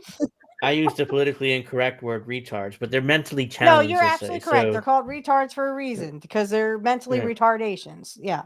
yeah. I had a mentally retarded friend, and trust me, she doesn't care if you say mentally retarded. Yeah. U.S. mediated Russia-NATO dialogue will be launched to resolve security issues and promote cooperation. If I'm the Russians, I wouldn't work with NATO at all, but that may be a sticking point for the Russians. Remember, they're Russian. That's what I'm saying. This seems like too good to be true, and usually, if it is, it is. Ukraine will receive reliable security guarantees. For the first time, U.S. explicitly offers Ukraine a former security guarantee. Details are unspecified, though. So number 6, Ukraine's military will be capped as 600,000 personnel. The current size is 800 to 850,000. Ukraine must enshrine permanent neutrality. It will never join NATO, and NATO will codify that. That's a big deal to the Russians. This is what desperately want. Right. But they were never going to get that anyway. Even if they were saying publicly, oh, Ukraine's going to join NATO, but then in private they were saying, oh, there's no way that they're going to join NATO. No, are you kidding me? Like, they want to be with the cool kids? Okay. Yeah, this is why Russia invaded, because Biden kept insisting that Ukraine would join NATO at some Bad point. cookies, are you looking for a mail order bride from the Ukraine? You crazy guy. Anyway, I'm sorry. Yeah, but yeah, in public they were like, I mean, they want to be part of the cool kids. Can you believe this shit? Yeah, NATO. So number 8, NATO agrees not to station troops in Ukrainian territory. Yeah, like that won't Number happen. 9, European fighter jets will be stationed in Poland. Number 10, the U.S. security guarantee comes with conditions. Oh no. The U.S. receives compensation, so they want the Ukrainians to pay them for protection, basically. So it's an old school. Extortion. That's extortion. Yeah. It's an old school protection racket from the mafia. It's like Putin is a fool if he takes this deal. No, that'd be the Ukrainians. I mean the Ukrainians, yeah. Well, anyone is literally a fool for taking this deal. That's extortion. Yeah, it's like an old school mafia protection racket. Hey, if you don't give us money, your business could be destroyed, or your windows would be destroyed, you got a or you nice have your little legs country broken. there. It'd be a shame if something happened to it. Yeah. If Ukraine invades Russia, the guarantee is void. If Russia invades Ukraine, sanctions snap back in recognition of territory. Which didn't fucking do anything. The ruble was higher than it's ever been. Yeah. So the sanctions don't matter to Putin. Yeah. If Ukraine files a missile of Moscow or St. Petersburg without cause, the guarantee is void. Ukraine becomes eligible for EU membership and receives temporary preferential access to EU markets. Fuck you, I don't know if that'd be an issue for Putin if he joins the EU, so Putin might not like that part. A global reconstruction package is launched, including a Ukraine development fund, joint U.S.-Ukraine energy They don't project. need a development. See, this is what I'm talking about. Development fund. That literally tells me that they just want this little this piece for 30 years so they can again build up their army and get more troops. Because this development fund is most likely going to be U.S. money given to U.S. companies in order to rebuild Ukraine. Yep. It's kind of like what happened after World War II with the Marshall Plan. You know, that was the same thought plan. You know, yeah, we'll rebuild Europe, but we'll make a shit ton of money in the process. Well, not only that, but then we'll give Ukraine enough time to get up their military again, so they can pretend like they are some kind of, some kind of threat to Russia. Again, Russia pummeled you, and you had as much time with troops as you could think of, and yet Russia you're never going to be a threat to Russia. It's like expecting Canada to be a threat to the U.S. That's not going to happen. Wait a minute. I don't want to be Bret Hart's enemy. Breaking news. MTG's resigning from Congress in January. What? Good. Yeah. Why? Probably because she's probably not going to be. They're not going to, because she's been against Trump. So she's not she had her baby face turn. So now she's going to go, well, I'm not going to be elected again. So Yeah, I'm just gonna resign. But yeah, she's probably running for president, so she's preparing for that too, which Probably. is that's my assumption. But That's why she's if anyone resigning. votes for her, you're a sucker. This is her Yeah. baby face turn. So another point: joint U.S. Ukraine energy projects, modernization of Ukraine's infrastructure, investment in mining and natural resources. That's a big one for Trump. Of course, he they wants want this all the investment. resources. Here we go again. We are literally mining everyone's resources. And this is a big one too: a World Bank financing package. That sounds So like they're gonna put Ukraine. Doesn't that sound like a They're gonna CBDC? put. It sounds like a They're big gonna put CBDC Ukraine. to me. Yeah, they're gonna put Ukraine in a lifelong of debt because the World Bank is gonna. They're gonna put a shit ton of interest and a shit ton of conditions in order to get the money. So Ukraine's gonna be fucked. if MTG's re-signing Thomas Massey, he should be doing the same thing. You know, it would make sense. Thomas Massey just gets a pass because he's also a baby face in this, and he's been trying to do good things. Yet he votes along with every other politician when it comes to certain things. So I read something where he votes with Trump like 70 or 80% of the time. I don't So trust he votes Thomas with Trump Massey most as of far the as I time. can throw my car. Russia would be reintegrated into the global economy, gradual lifting of sanctions, long-term U.S.-Russia economic cooperation, joint ventures in AI, energy, infrastructure, rare earth, and Arctic extraction. And Russia rejoins the G8, which was a G9 back in the day. But since Russia was kicked out, now it's a G8. So it'll go back to being a G9 is my guess. Frozen Russian assets will be allocated as follows. $100 billion used to rebuild Ukraine, run by the U.S. Of course, that's a money-making scheme. The U.S. Yeah, the U.S. receives 50% of profits from reconstruction Jesus investments. Christ. A really big money Europe making contributes. Europe contributes another $100 billion. Remaining frozen assets go into a U.S.-Russia joint investment vehicle to deepen economic ties. So Russia gets none of their money back. Nope, they're just going to invest it in stupid shit that the United States is just going to say, oh, well, we'll wash your hand, fingers crossed, behind their back. So the Russians are being robbed of $100 billion, basically. Yeah. And yeah, so that's really, I don't know if Putin the same ever thing agreed that to they this did either. to Iraq. I mean, this is they a big took one. all Iraq's money, held it up in court systems for years and years and years, still haven't given that money back to Iraq. No. So a joint U.S.-Russia security working group will monitor compliance. Russia will codify in law a policy of non-aggression towards Europe and Ukraine. How about you go suck a dick? The U.S. and Russia will extend nuclear arms control treaties, including a New START now, treaty. does that see how that oh, well, Russia can't have any aggression towards this person or that person, but it's not the same for Ukraine. Ukraine was the one that started the shit. They don't have to pass a legislation saying they have non-aggression towards Russia. And it should be Ukraine because Ukraine was the one bombing the Donbass and the other region I can't think of right now. The Donbass region, Donetsk. Yes. So the Donetsk and Donbass regions were literally being bombed by Ukraine because these are people who wanted to be a part of Russia. They spoke Russian. And now they're saying, well, Russia, how dare you, invade another country? Bad Cookie Okay, how about the fact that Ukraine literally bombed their own people? Don't forget Kyle Bad and Cookie Crystal said, support Ukraine, so of course they do, because they're fucking obviously. little dick suckers. Bad Cookies asked who moves in, Deutsche Bank or Wells Fargo? Probably both. I think both or Deutsche Bank because they're European banks. Hey, Deutsche Bank always is behind all that criminal activity. Yeah. Ukraine reaffirms its non-nuclear status under the NPT. The Zaporizhzhia nuclear power plant will be operated under IAEA supervision. Electricity will be split 50-50 between Russia and Ukraine.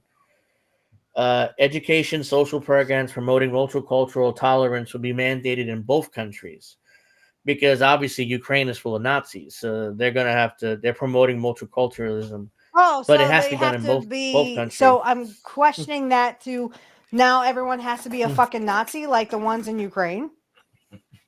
And these are people who literally bow down to Stefan Bandera, who was a worse Nazi, so bad of a Nazi they kicked him out of the fucking SS. Yeah, they kicked him out. That's how That's bad how he bad was. he was. But the issue, this multicultural thing, I think it also connects to the Russians because Russia is anti-gay, so they want him to be pro-gay now. So that's why they're forcing him to take this tolerance stuff, social programs, Well, which Putin wouldn't agree to either because that's how he gets reelected. Because that's how he got reelected, because he connected himself to the Russian Orthodox and Church, again, I and they're don't anti-gay. agree So with any of that. I think you should allow consenting adults. That means over 18. yeah, Two consenting adults should have the right to be together, whether they're same sex or different sexes. That's where I disagree with Putin. But with all this just seems like this is literally a hand job to the fucking Ukrainians But remember, who literally started all the shit. Putin's the evil guy, the war criminal, even though he's favored overwhelmingly by the Russians. He is nicer than Zelensky has ever been, or our U.S. government. Putin is not a fucking terrorist. Yeah. Not that I know of. So Ukraine must adopt EU standards for minority rights. Both sides end discriminatory laws. This is big because the Russians have banned gay marriage by law, or even homosexual activity by law. Forget about gay marriage. You can't even be a homosexual on the streets; you get arrested. Wow. So yeah, that's not right. That needs to be fixed. Yeah, but Putin's not going to agree to Right, that because he's I politically mean, it's connected Putin's country. to. We really have no say in that. I don't agree with it, but again, we can't just go in and say, Putin, you need to treat gays right. He'll he's tell never you going to to fuck agree off, to that. Because it's his political benefit that gay people, not only gay marriage is banned, forget about that. You can't even be gay in the streets without being arrested. Right. So, equal media for Ukrainian and Russian outlets. Again, media rights. The Russians never going to agree to that, and neither do Ukrainians. So this has got to be probably be taken out too. It's like asking the U.S. to have equal media rights. That's not going to happen. Yeah, right. I mean, they would rather propagandize. How are you going to tell? How are you going to tell the Ukrainians and the Russians they have to have equal media rights? Let's see. All Nazi ideology must be banned. Yeah, no more Nazi ideology. Yeah, Ukraine will say, "Fuck you." we have a right to be Nazis and praise suck the dick of Stefan Bandera. And remember, Bernie voted to give Nazis the weapons. Right. Yeah. Right. So this is very similar to the peace plan, 2020 peace plan Trump had for Israel and Palestine, which didn't happen either. Territorial agreements, Crimea, Donetsk, and Lugansk. Territorial arrangements. Yeah. Oh, I thought it was agreements. Crimea, Donetsk, and Lugansk are recognized as de facto Russian, including by the U.S. Parts of Kherson and Zaporizhzhia become frozen contact line zones, also de facto recognition. I mean, aren't those? I know Donbass and Lugansk or whatever that is. Lugansk. Sorry. Anyway, Crimea and stuff. English. That was all taken by Russia because they were all Russian speaking. They wanted to become they're all Russia, ethnic Russians and they speak Russian anyway. Right. So. This other part. Maybe they just wanted to be Ukrainians. I don't know. That's what I'm guessing. Yeah, so this it's controlled by the Russians, but technically it's going to be part of Ukraine. This is part of the agreement, apparently. I mean, okay. Russia gives up other agreed areas. Ukraine withdraws from remaining parts of Donetsk.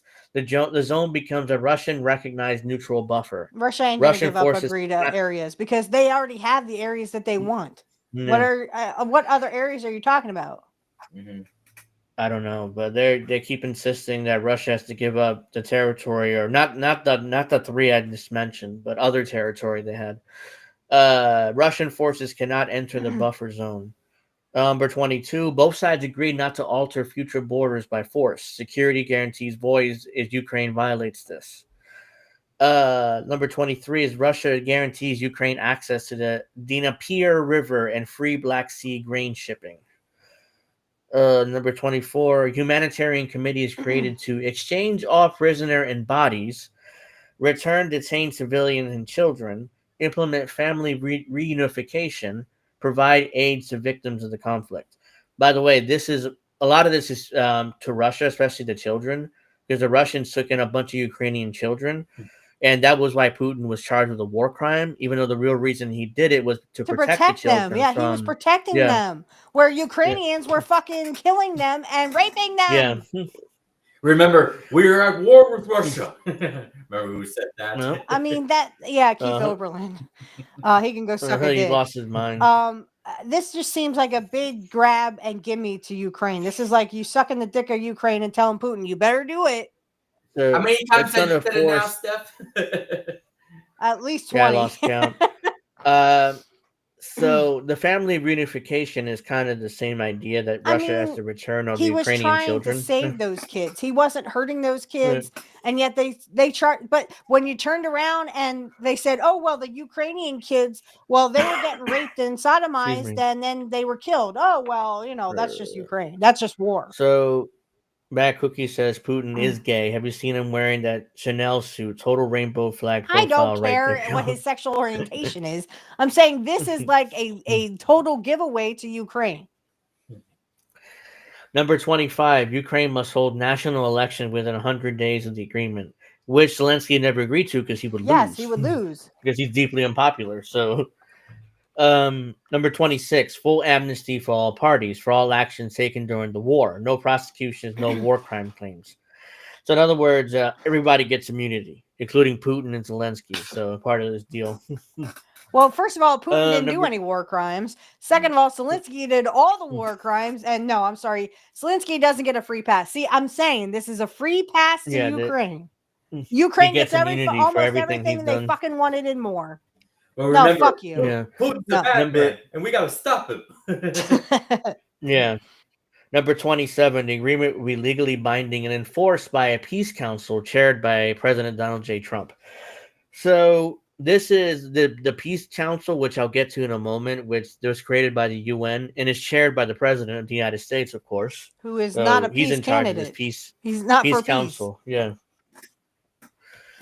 This same governing structure, Trump was used. Trump chaired oversight body empowered to impose sanctions.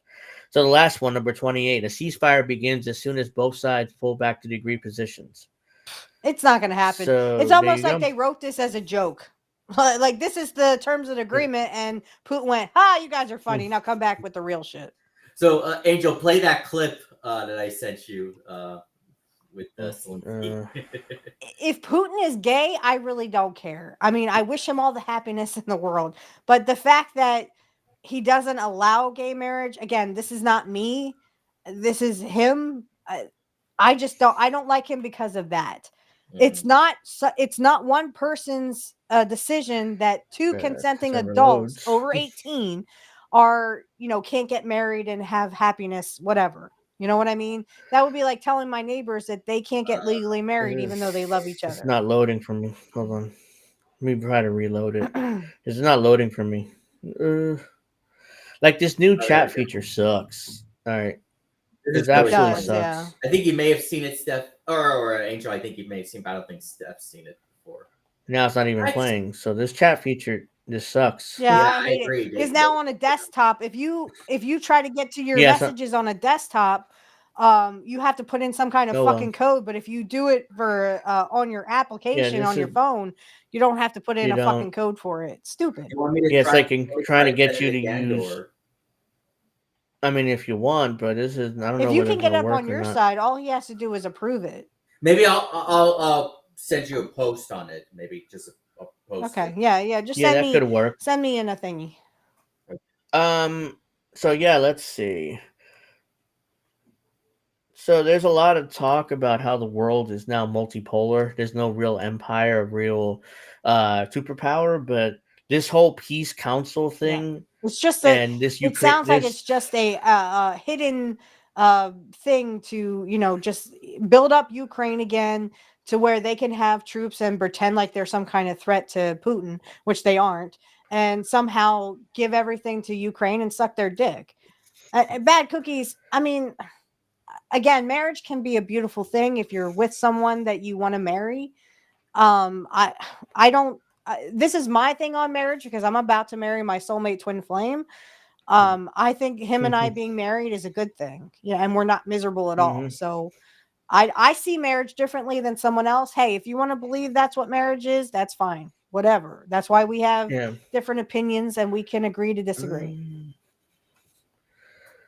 Hold on a second, because there's this peace plan which for what's the face Israel Gaza peace plan that Another the administration one, is another posting fake as well.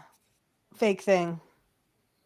Yeah. Again, these Do proposals, I have I it? literally I just feel it in my bones that they're just facades. They're for something Yeah, I mean, so I that Israel wouldn't can build be. up, or Ukraine can build up their army, or Israel is oh yeah, we'll do the I don't peace have plan or it. the peace plan bomb. All right, I just Yeah, I posted it, don't. Angel. I don't trust Israel as far as I can throw my car. Hold on. And by the way, for Let's everyone in the see. audience, fuck Israel. Yeah. Fuck Who's going Israel. to disagree with Okay, me? I got it. All right. Whoops. It's really fun. First of all I hear is it is obvious that American business can become the locomotive that will. First of all I hear is the plane, boss. That's what it sounds like. Oh, yes. He sounds like Hervé Villachev. Yeah. And I thought it was being dubbed. The locomotive. Pause the plane. It is obvious that American business can become the locomotive that will once again Locomotive. push forward global economic growth.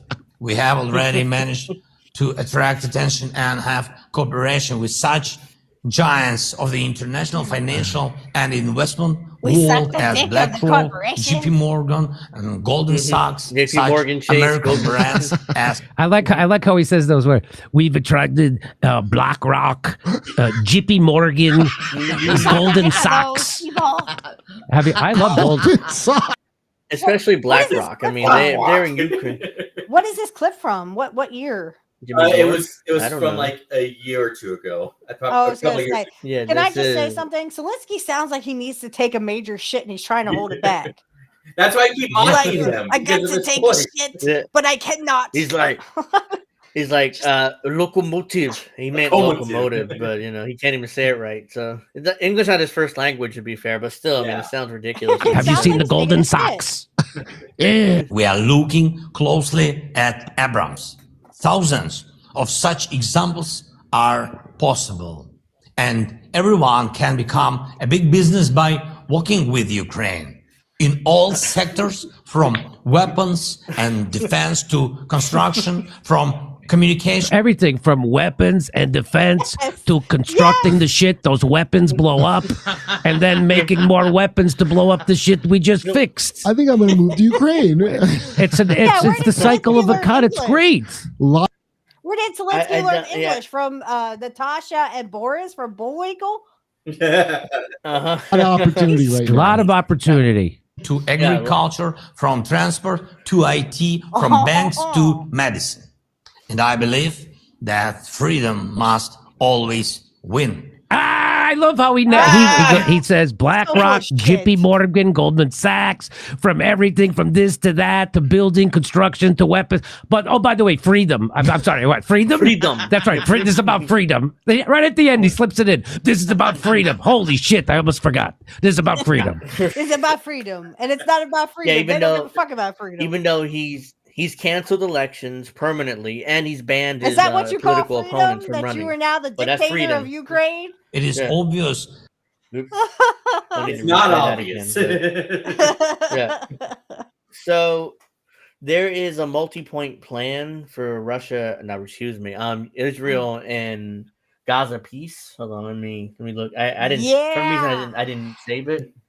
This sounds like Israel, the exact same plan Gaza for Israel and peace Gaza plan. that they just had for Oops. Ukraine and Russia, Yeah, it's like kind of the same which thing. is literally you suck the dick of Israel or you get nothing. Yeah. Let's see.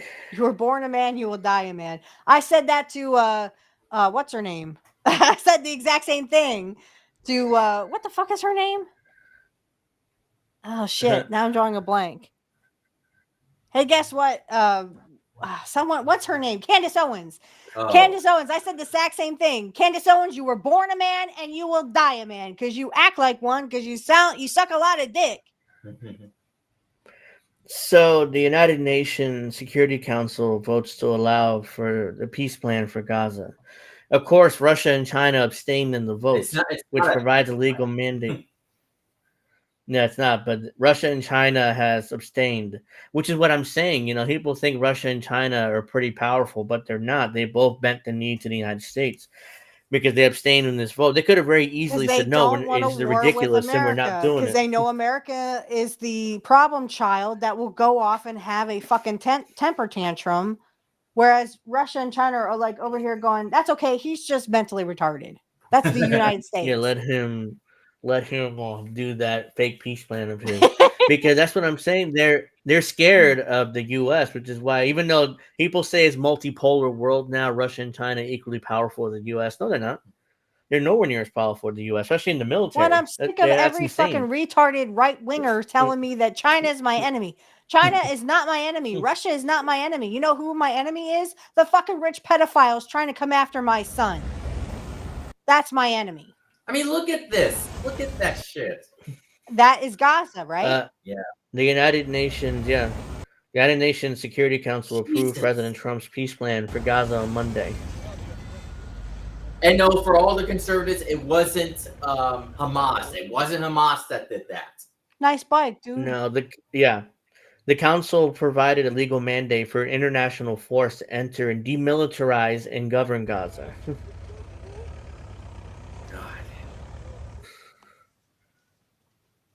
The U.S. resolution passed with 13 votes in favor and 0 against. Russia and China abstained in the vote. The U.S. had been isolated in the UN for its staunch support with Israel. Bad cookies. My son is 9 years old. So yes, they do want my son. Yeah. But the vote marked a major victory for the Trump administration and its vision for Gaza's My son is future. not 18 yet. For 2 agonizing years, Gaza, home to over 2 million souls. Oh, stop acting like you give a fuck. Has been a crucible of conflict, a hell on earth. This resolution, colleagues, is no mere paper promise. It's a life. Yes, it is. Exactly what it is. A paper promise. It's literally a paper promise that you guys will fucking use against Gaza because, I mean, you're just paper puppets. That's all you are, puppets. The U.S. resolution called... Sorry, one more thing. Bad cookies. Yes, I know, because in a few years, probably like 3 years, I'm going to have the sex talk with my son. So, he's only 9 right now. So, they would love to give him an early education. And guess what? Big Mama ain't going to fall for that. Just ignore this part where it's $1 a week. I mean, I can't get rid of that. So, it's okay. The U.S. resolution calls for an international stabilization force to enter, demilitarize, and govern Gaza. The proposal, which contained Mr. Trump's 20-point ceasefire plan, envisions a board of peace to oversee the plan, though that does not clarify the composition of the board. But we do know the President of the United States, Donald Trump, is leading the board. So, ironically, even though he's the board of peace, but the President of the United States, of all people, is leading it, ironically. The resolution passed with 13 votes in favor, 0 against. They abstained, apparently swayed by the majority of the resolution from a number of Arab and Muslim countries. Egypt, Jordan, Qatar, Saudi Arabia, and United Arab Emirates, as well as Indonesia, Turkey, and Pakistan, which is a member of the council. So all these countries voted in favor of the resolution. Mike Waltz, ambassador to the United Nations, had said it's hell on earth. Whose fault is that? That's no shit. Yours. Why don't you fucking go there? You'll see how much hell on earth it is. It's a copy of the resolution describing it as a lifeline. That's a lie. After the vote, Mr. Waltz thanked the council for joining us in charting a new course for the Israelis, Palestinians, all the people in the region alike. Security Council resolutions are considered legally binding by international law. Although the council does not have a mechanism for enforcing such resolutions, it can take measures to punish violators with penalties such as sanctions. They ain't gonna punish Israel. Yeah, My and a ass post in cheeks. Truth Social, Mr. Trump wrote, "Congratulations to the world, an incredible vote by the United Nations Security Council just moments ago." And guess what, Trump? You Acknowledging, had fucking nothing to do with it.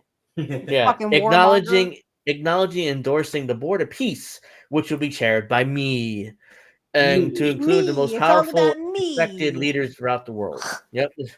So there's no way Trump would agree to a board of peace without him chairing it. He had to be the leader because of his Because he's a ego. narcissist piece of shit.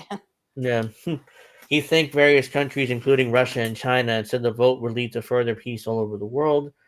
Still, the path forward is plagued by many uncertainties, with Israeli strikes continuing in Gaza and outbreaks of violence erupting in the West Bank. Among the next steps would be naming members to the Board of Peace, the body in charge of overseeing the transition in Gaza, and clarifying under whose authority stabilization force would operate. Probably be the U.S., I had to guess, or NATO. The resolution says the Palestinian Authority, which is partly governs the West Bank, undergoes reforms and the redevelopment of shattered Gaza Strip advances. The conditions may finally be in peace for a credible pathway to Palestinian self-determination and statehood. No. That's not going to happen. No, all they Israel want would that never agree Gaza to Strip it. for is literally so they can remodel it for the Israel side. They Mhm. don't want Palestinians to own anything, especially in the Gaza Strip. That was all to rebuild for Israel. They will Sean own says nothing, that be happy, news. and see bugs. Yeah, Even exactly. in I said it before you. Yeah. I mean, The news. you're keeping it real. It's true. Yeah, the news is so unprofitable. They're hoping for $12 a year. Yeah, the New York Times is desperate. $1 a week for the first year, not even 6 months anymore. Wow, that's how desperate they are to sign up. Algeria's ambassador to the United Nations, Amar Benjima, the only Arab member of the council who is negotiating on behalf of the United Nations Arab Group, thanked Mr. Trump for his personal engagement in bringing the conflict to Gaza to an end. But he said the aspirations of Palestinians for a state should not be overlooked. So everybody's sucking up to Trump. falling for it. Genuine Aw. peace in the Middle East cannot be achieved without justice for the Palestinian people who have waited for decades for the creation of an independent state, he said. Yeah, you too.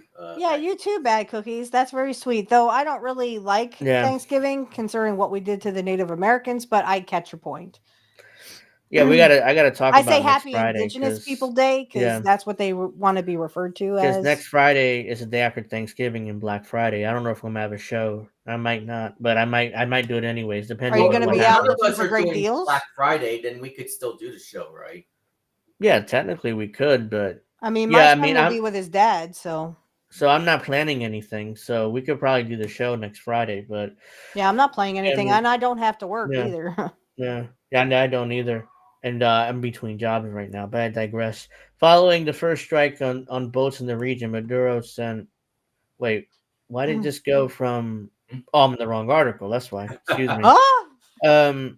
Genuine. Okay, I read that already. Many council members, including France, Guyana, Pakistan, Slovenia, and Somalia, had an issue with the fact the resolution did not include clear language on Palestinian statehood because they have no Because intention of doing they it. have no intentions of doing it. But they said that they had endorsed a proposal to support the political momentum, prevent the resurgence of violence, and allow much needed humanitarian aid to flow into the enclave. They reiterated that the territorial integrity of Gaza must remain intact, and that the lasting peace must be rooted in a two-state solution. Fuck the two-state solution. Yeah, that's not going to work. Israel would never agree to it. The language in That's the the first resolution thing, yes. about Palestinian statehood had drawn objections from Israel, with Prime Minister Benjamin Netanyahu saying on Sunday that our opposition to a Palestinian state in any territory has not changed. Go fuck yourself, BB. Yeah, that's not going to happen. I mean, he's never, as long as BB is in charge, it's never going to happen. If he's not in charge, if it's a more of a left-wing leader in Israel, maybe they'll agree to it. But as long as Netanyahu is around, there's no way they're going to do it. Among the challenges the International Stabilization Force will face, how to confront Hamas's fighters who are still armed and present in Hamas Gaza. is not the problem. The resolution states that the force will be responsible for destroying the military infrastructure in Gaza and decommissioning the militant group's weapons. Again, this is a major giveaway to Israel. They never had the Palestinians at heart. They don't give a fuck about the Palestinians. The President Trump only cares about his own ego and power. He's like, Yep. yeah, I'm in charge of this board of So peace. does the What are you UN. The talking UN about? only cares about what BB wants. But Arab and Muslim countries expected to send soldiers to Gaza, Egypt, Indonesia, Turkey, and the United Arab Emirates are wary of their troops engaging in armed clashes with Palestinian militants and any more bloodshed turning Arab public opinion against their involvement. The Trump administration sought the mandate of the United Nations because those countries said there needed Security Council authorization so that troops would not be viewed by their own populations as occupiers in Gaza. Of course, they technically do they nothing are. wrong. And again, they're fucking all these kids because in Israel it's okay to be a pedophile. So they're taking all these prisoners from Gaza and fucking their kids. The resolution went through multiple revisions and negotiations last week and faced significant pushback from many council members, including Europeans, who demanded more clarity on Palestinian statehood and the board of peace, which is not going to happen. Which they didn't, and they voted for it anyways. They got no clarity on that. Is it? They have no intention of being nice to Gaza or being fair to Gaza. Yeah. At one point late last week, objections by China and Russia, which typically coordinate their positions around resolutions by the United States, threatened to derail the resolution altogether. Russia drafted its own 10-point counter-solution in Gaza, which called for outright for Palestinian statehood and said that Israeli-occupied West Bank and Gaza should be joined as a state under the Palestinian Authority, which is not going to happen. I mean, Russia is on the right side of history, and I mean, oh, well, you should hate Russia. Russia's not my enemy, Which is you why- dumb motherfucker. Unfortunately, they ultimately stood down to the U.S. in the actual I know, vote. but I mean, at least they were on the right side of history. Yeah, because I would have wished that they would have torpedoed this and the Chinese too. Oh, that would have been so awesome. But then, Yeah. what you would hear in the propaganda rumor mill is, oh, China and Russia trying to make Israel, bombed again, or they trying to downgrade Israel. They're the boogeyman. Boogie. They're boogie. Hamas. or the propaganda is pro-Hamas, Russia and China. After the vote, Russia and China said they abstained from the vote because the resolution lacked clarity on key components that the United States has not responded to multiple demands to provide more details on the board of peace and its two-state solution. That just means that they the stood down Palestinian because self-determination, they're scared of America. Yeah, Palestinian self-determination for post-war governance of the enclave was not fully reflected. Today is a sorrowful day for the Security Council. Russian Ambassador to the United Nations Vasily Namaisa told the council he called for a resolution, another pig in a poke, something obtained without careful inspection first, and said the United States had gotten it through by twisting the arms of the council. Yeah, they said you do this or we're hey, you got a nice family there. It'd be a shame if something happened to them. This is called blackmail. The United States made minimal compromises in the resolution, instead rallied the support of Arab and Muslim countries to pressure Russia and China not to be seen as obstacles to a breakthrough in Gaza. Diplomats said that Mr. Waltz had also warned the countries during negotiations that if the resolution failed, the ceasefire in Gaza would collapse. That's not what blackmail. he... No, hey, look. He probably said, look, hey, by you the guys way, have nice families over there. It'd be a shame if something happened to them. They are the mafia, guys. It's like, hey, by the way, if you don't agree to this deal, Israel bombed Gaza again. They've been doing. They're going to do it anyway. They're going to do it anyway. And even if they, and when they do it, there's the UN's going to go, new phone. Who this? What bomb? Yeah. They're not going to hold Israel accountable. The stakes were high for all major actors. Palestinians want the suffering in the war to end. Israelis want Hamas disarmed, and the United States hoped to be a major player in bringing peace to the region. UN Security General Antonio Gutierrez welcomed the resolution, saying in a statement that it was an important step and he encouraged all parties to abide by it. It's essential now to translate diplomatic momentum into concrete, urgently needed steps on the ground, he said. The resolution allows the World Bank, a UN entity, to allocate financial resources for the reconstruction of Gaza and calls for the establishment of dedicated trust for this purpose. The World Bank, they're going to put Gaza into debt. That's all they're going to do, and they have demands. Yep. So that's all. This is all bullshit. World Bank is really trying to get everybody on CBDCs and digital IDs. That's all that is. It authorizes the Board of Peace to oversee Gaza at least until 2027. And says that the enclave will be managed day to day by a technocratic, apolitical committee of competent Palestinians from the Strip. Total bullshit. That sounds like legalese for, hey, look, we'll put Palestinians in. We claim our Palestinians that we like to govern Gaza. The ones that suck our dicks. Yeah. Yeah. And of course, it would be led by Donald Trump. I'm sure that there are Palestinians that are rich enough to say, "Okay, don't kill me. I give you money. I suck your dick." I'm sure they're out. Yeah. Nayib Bukele is a Palestinian, by the way. Who's the president of Honduras? He's a Palestinian by trade, so he'll probably be a part of this board too that leads Gaza. If I'm sure Trump would appoint him. The stabilization force will also coordinate with Egypt and Israel to train and support Palestinian police personnel, protect civilians, work on secure humanitarian corridors, and secure border areas. That's the end of the article, but there you go. That's the plan. It passed. Translation, we're literally going to do what anything that Israel wants to do and fuck Palestinians in Gaza. Moral of the story, they don't give a fuck about Gaza. They're going to do whatever Israel wants. They're going to suck the dick of Israel, and anyone who tries to protest in Gaza will be killed. That's what's going to happen. Yep.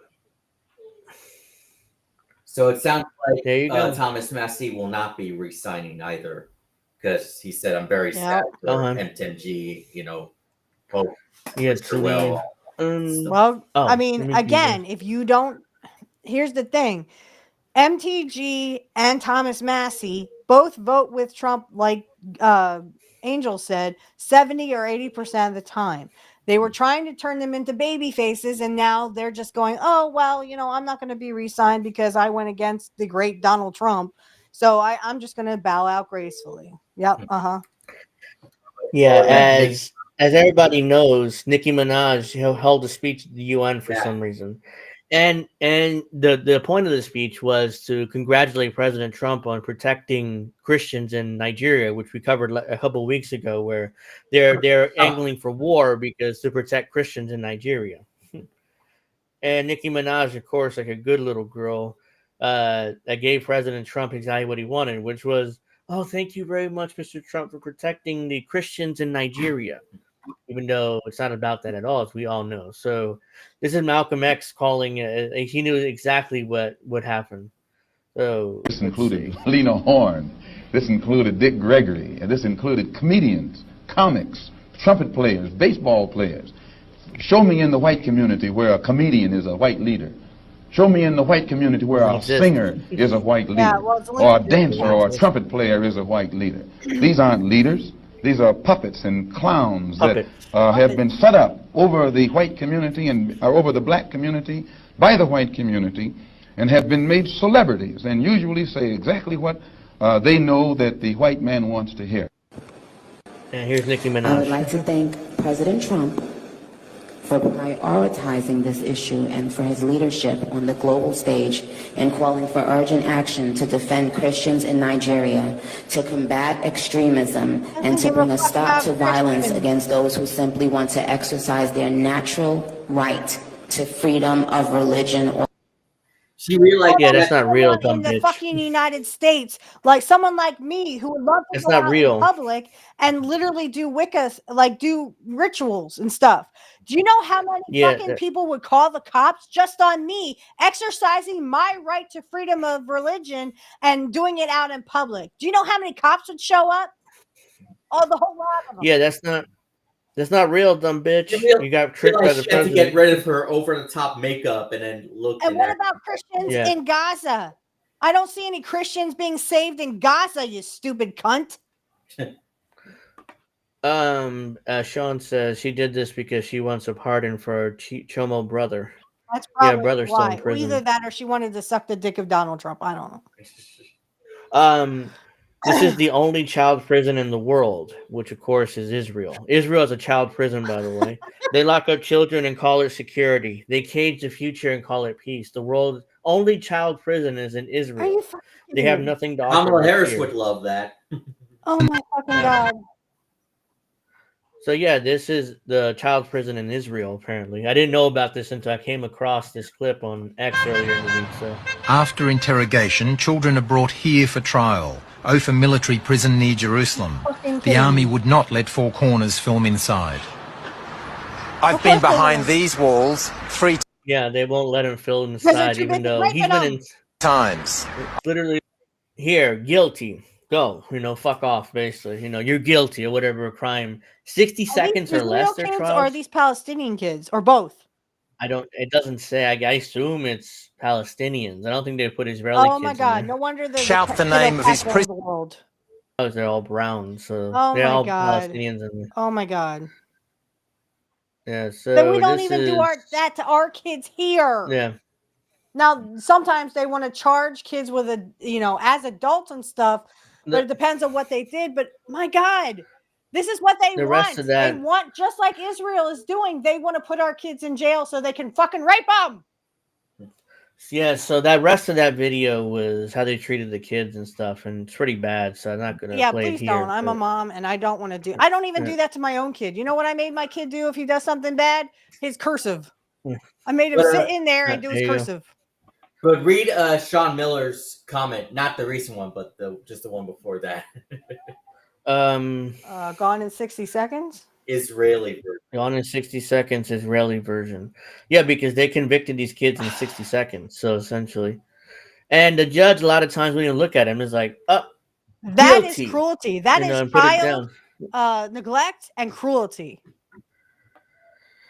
Yeah, so this is I thought this was interesting.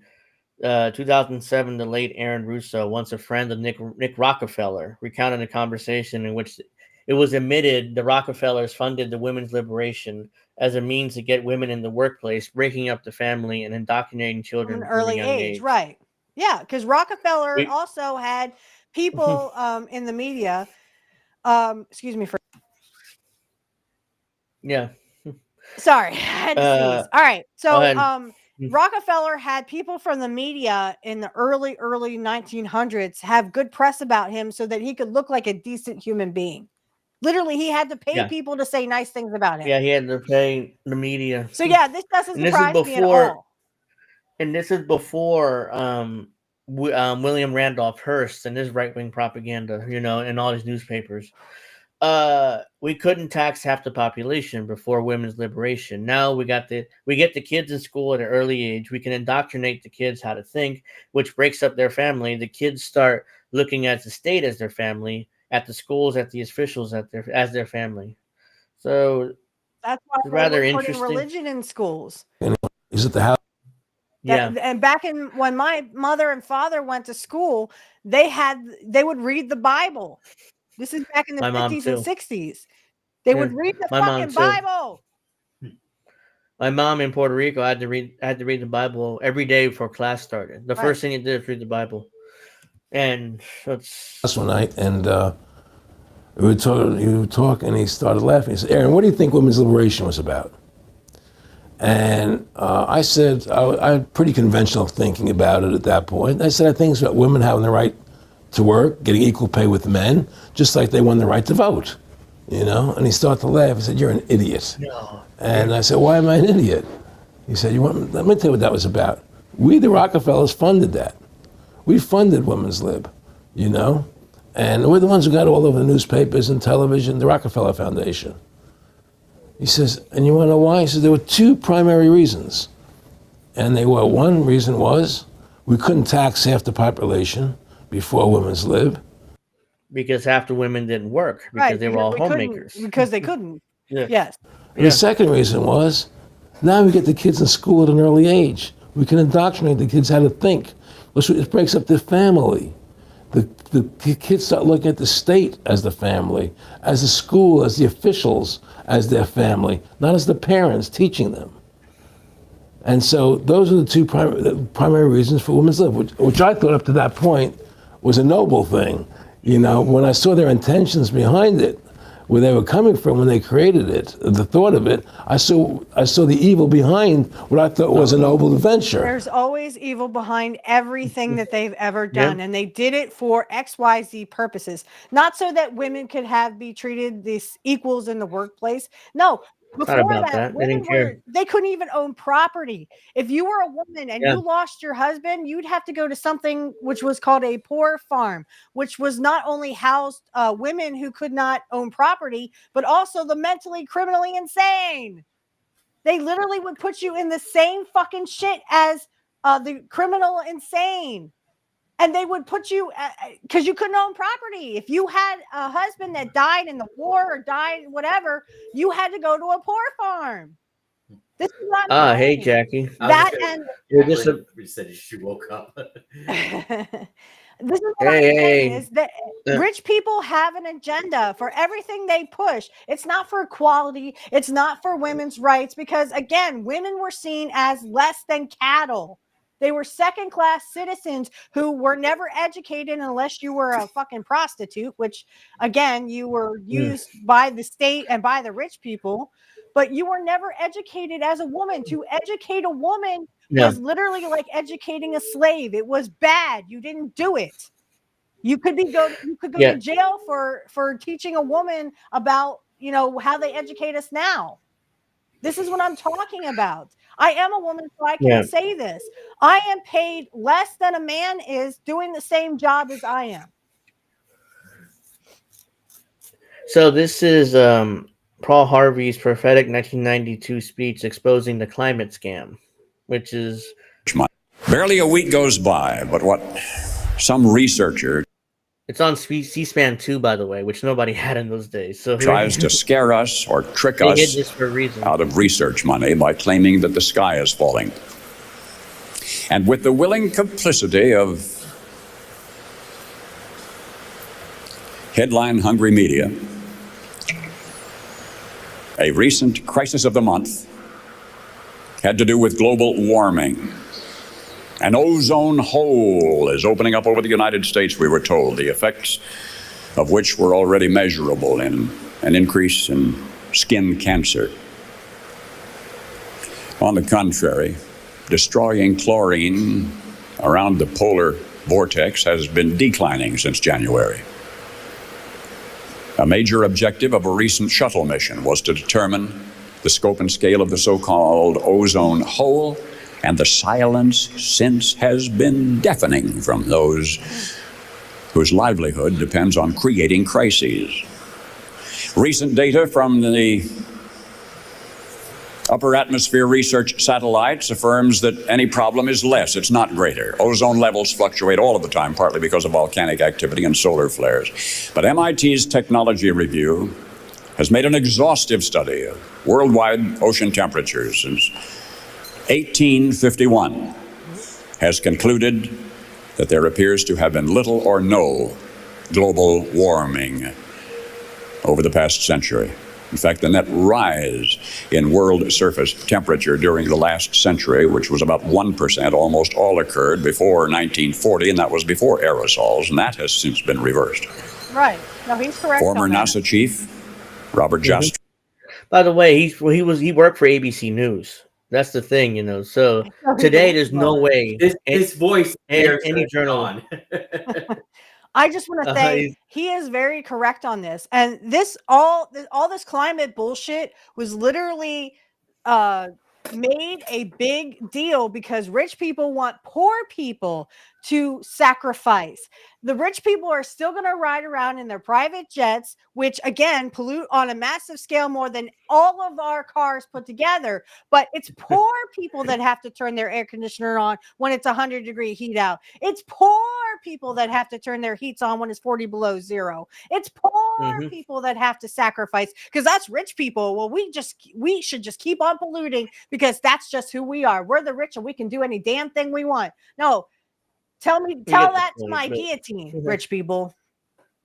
Yeah, so the reason why I played that is because there's a lot of people on the left, on the professional left especially, swear up and down that there's no corruption among the government climate researchers, that they're all altruistic and they're all honest and they just care about the climate and stuff like that. Imagine if they fix the climate, you know, if for example, they say, oh, well, climate change is not really a real threat. They lose their funding, they lose 6-figure salary, they lose their jobs.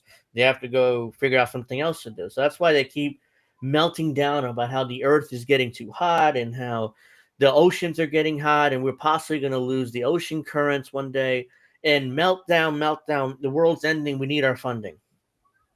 Every time. That's corruption. That's definitely corruption. And the professional left needs to, they swear up and down there's no corruption. And here's the there's thing. definitely corruption. Here's the thing that rich people won't tell you. They want you to get on the system of, well, you'll have you poor people will have regulated heat, regulated air, regulated water. You'll only get water when you need like a couple of minutes a day. That'll be your water supply. You'll get a little bit of heat on the hottest days, and well, the rest is up to you. Go fuck yourself. They want to put you on a plan of you only get so much electricity. They only want you to have a couple hours of electricity every fucking day. I'm not making this shit up. There was an article that came out today that I saw on X that literally rich people want to cut your electricity. They want to cut your electricity. You will suffer. You will owe nothing and be happy and eat bugs.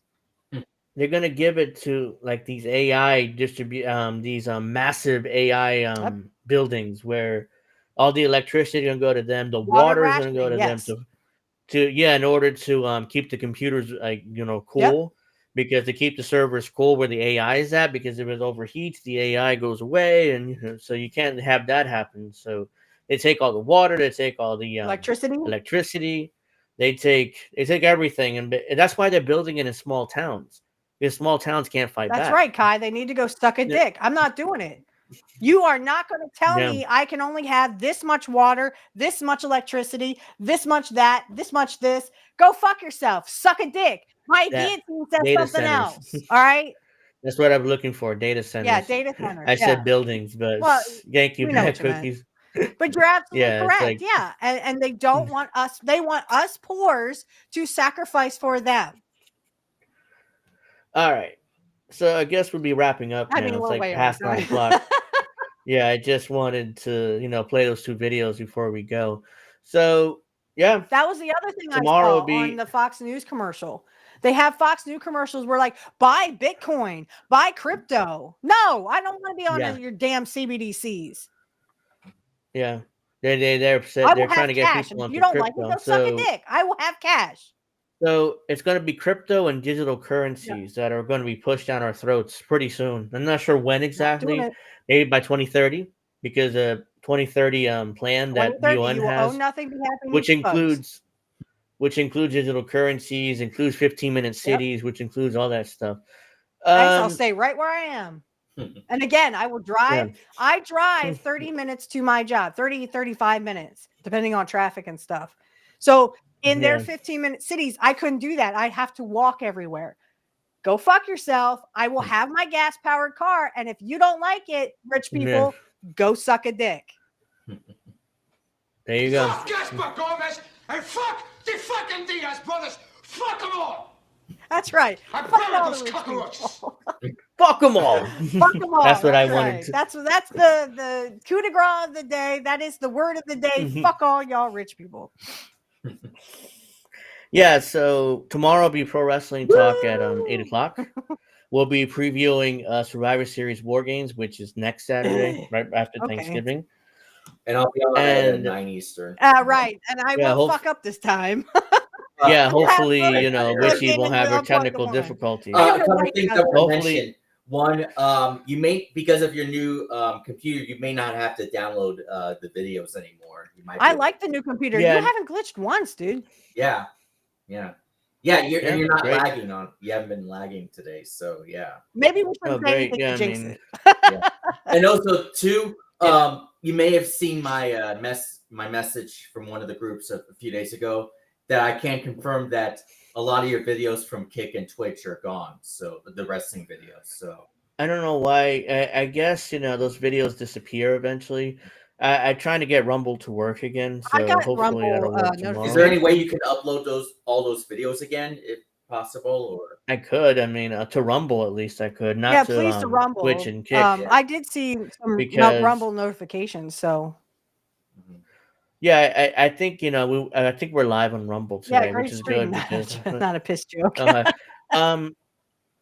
So yeah, tomorrow Pro Wrestling Talk will be previewing Survivor Series War Games with Brock Lesnar and Roman Reigns in the men's match. I mean, I'm looking forward to it a little bit to see what happens there. Roman Reigns yet again. I know, that's what I'm concerned about. They're gonna do Roman Reigns and Brock Lesnar again at But WrestleMania. did you see on Raw? If I could just add this real quick, did you see Yeah, on go Raw that literally they made Cody look like a bitch with Brock Lesnar, but then they made Brock Lesnar look like a bitch with Roman Reigns? It's like Yeah, make so up your they- fucking mind, and then they made Reigns look like a Mm. bitch with Bronson Reed. You know?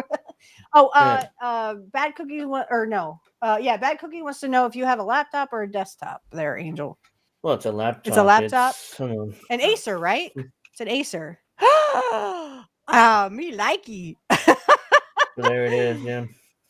AMD processor. Yeah. Me likey that. Has a great graphics card. Yeah. So AMD. Yeah. it's too blurry, but so it's an Acer 315. An Aspire 3. Those are really good. It's a 15-inch. Yeah. Yeah, that's good. Yeah. So now Pro Wrestling Talk is tomorrow at 8. We'll be doing that. I shall be here. Sunday. Thank you. Thank you. Appreciate it. Thank you guys for the support as well, because a lot of you guys Hi. donated too. So yeah, thank you, Kai. A lot of you guys helped me out and donated too. I greatly appreciate it. I'm grateful to everybody. So one more thing I wanted to say. I remember right now.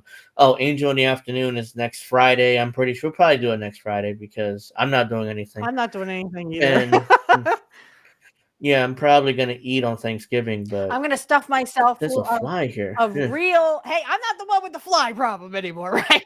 Yeah, it's some reason I don't know how fly got Actually, in here. I'm gonna make homemade mashed potatoes. I always had the instant, but Oh. I like both because my mom Yeah. used to make homemade mashed potatoes. But I'm gonna make it this time with my neighbor. So I'm Oh, really nice. excited about that because I love homemade anything really.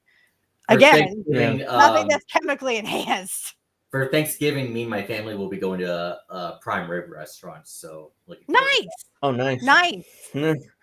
Well, I'm making a giant turkey here, and we're probably gonna My eat neighbors turkey and have the potato turkey salad and we're, mac and yeah, cheese, stuff we're like gonna have that. all that Stuffing. stuff. We're going to my Yeah. neighbors, and even my son is going with his dad. But if his dad cancels, then he'll be going over with us. So our neighbors are Oh, like they love everything homemade. My one neighbor cooks, and that's all she does is like she cooks for a living. Yeah. So that's that. That's our plan. We're doing Angel in the Afternoon next Friday. We'll be reviewing War Games on that Sunday, which is like November 30th. Yeah. And yeah, that's our updates. And I want to thank everybody for watching. Like and subscribe. Share the content. I'll be putting out more clips during the Please week of hit the that show. like button. And yep. And one more thing I want to say before we go. I know, right, Sean? To the bad guy. It's not So to be say Razor goodnight to Ramon, the right? bad 'Cause guy. He was the bad guy. Well, that's from Scarface. Oh, okay. You know. Well, I'm guessing that. Yeah, that's Scott where Hall he, never said that's where Scott Hall. That's where Scott Hall got it from from. the by way, bad so- guy. Hey yo.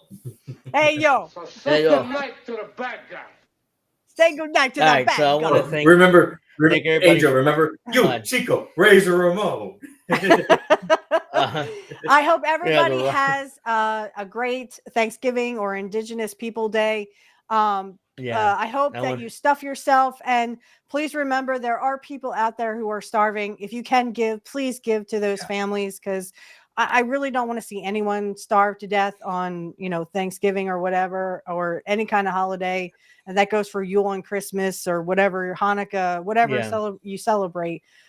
So please think of the needy families. We're going to help out our local school and donate a bunch of stuff. So if you can, please do that. Please. And watch Yeah, Tulsi dude. Gabbard make another bullshit tweet of, oh, Thanksgiving. I was going to say, because we have to help each other, guys. We can't rely on the rich Yeah. to save us. They're not going to save us. We need to help each other. So please give So- to your fellow man. I totally agree with that. I endorse that, and we'll leave it there. So thank everybody for watching. We'll see you.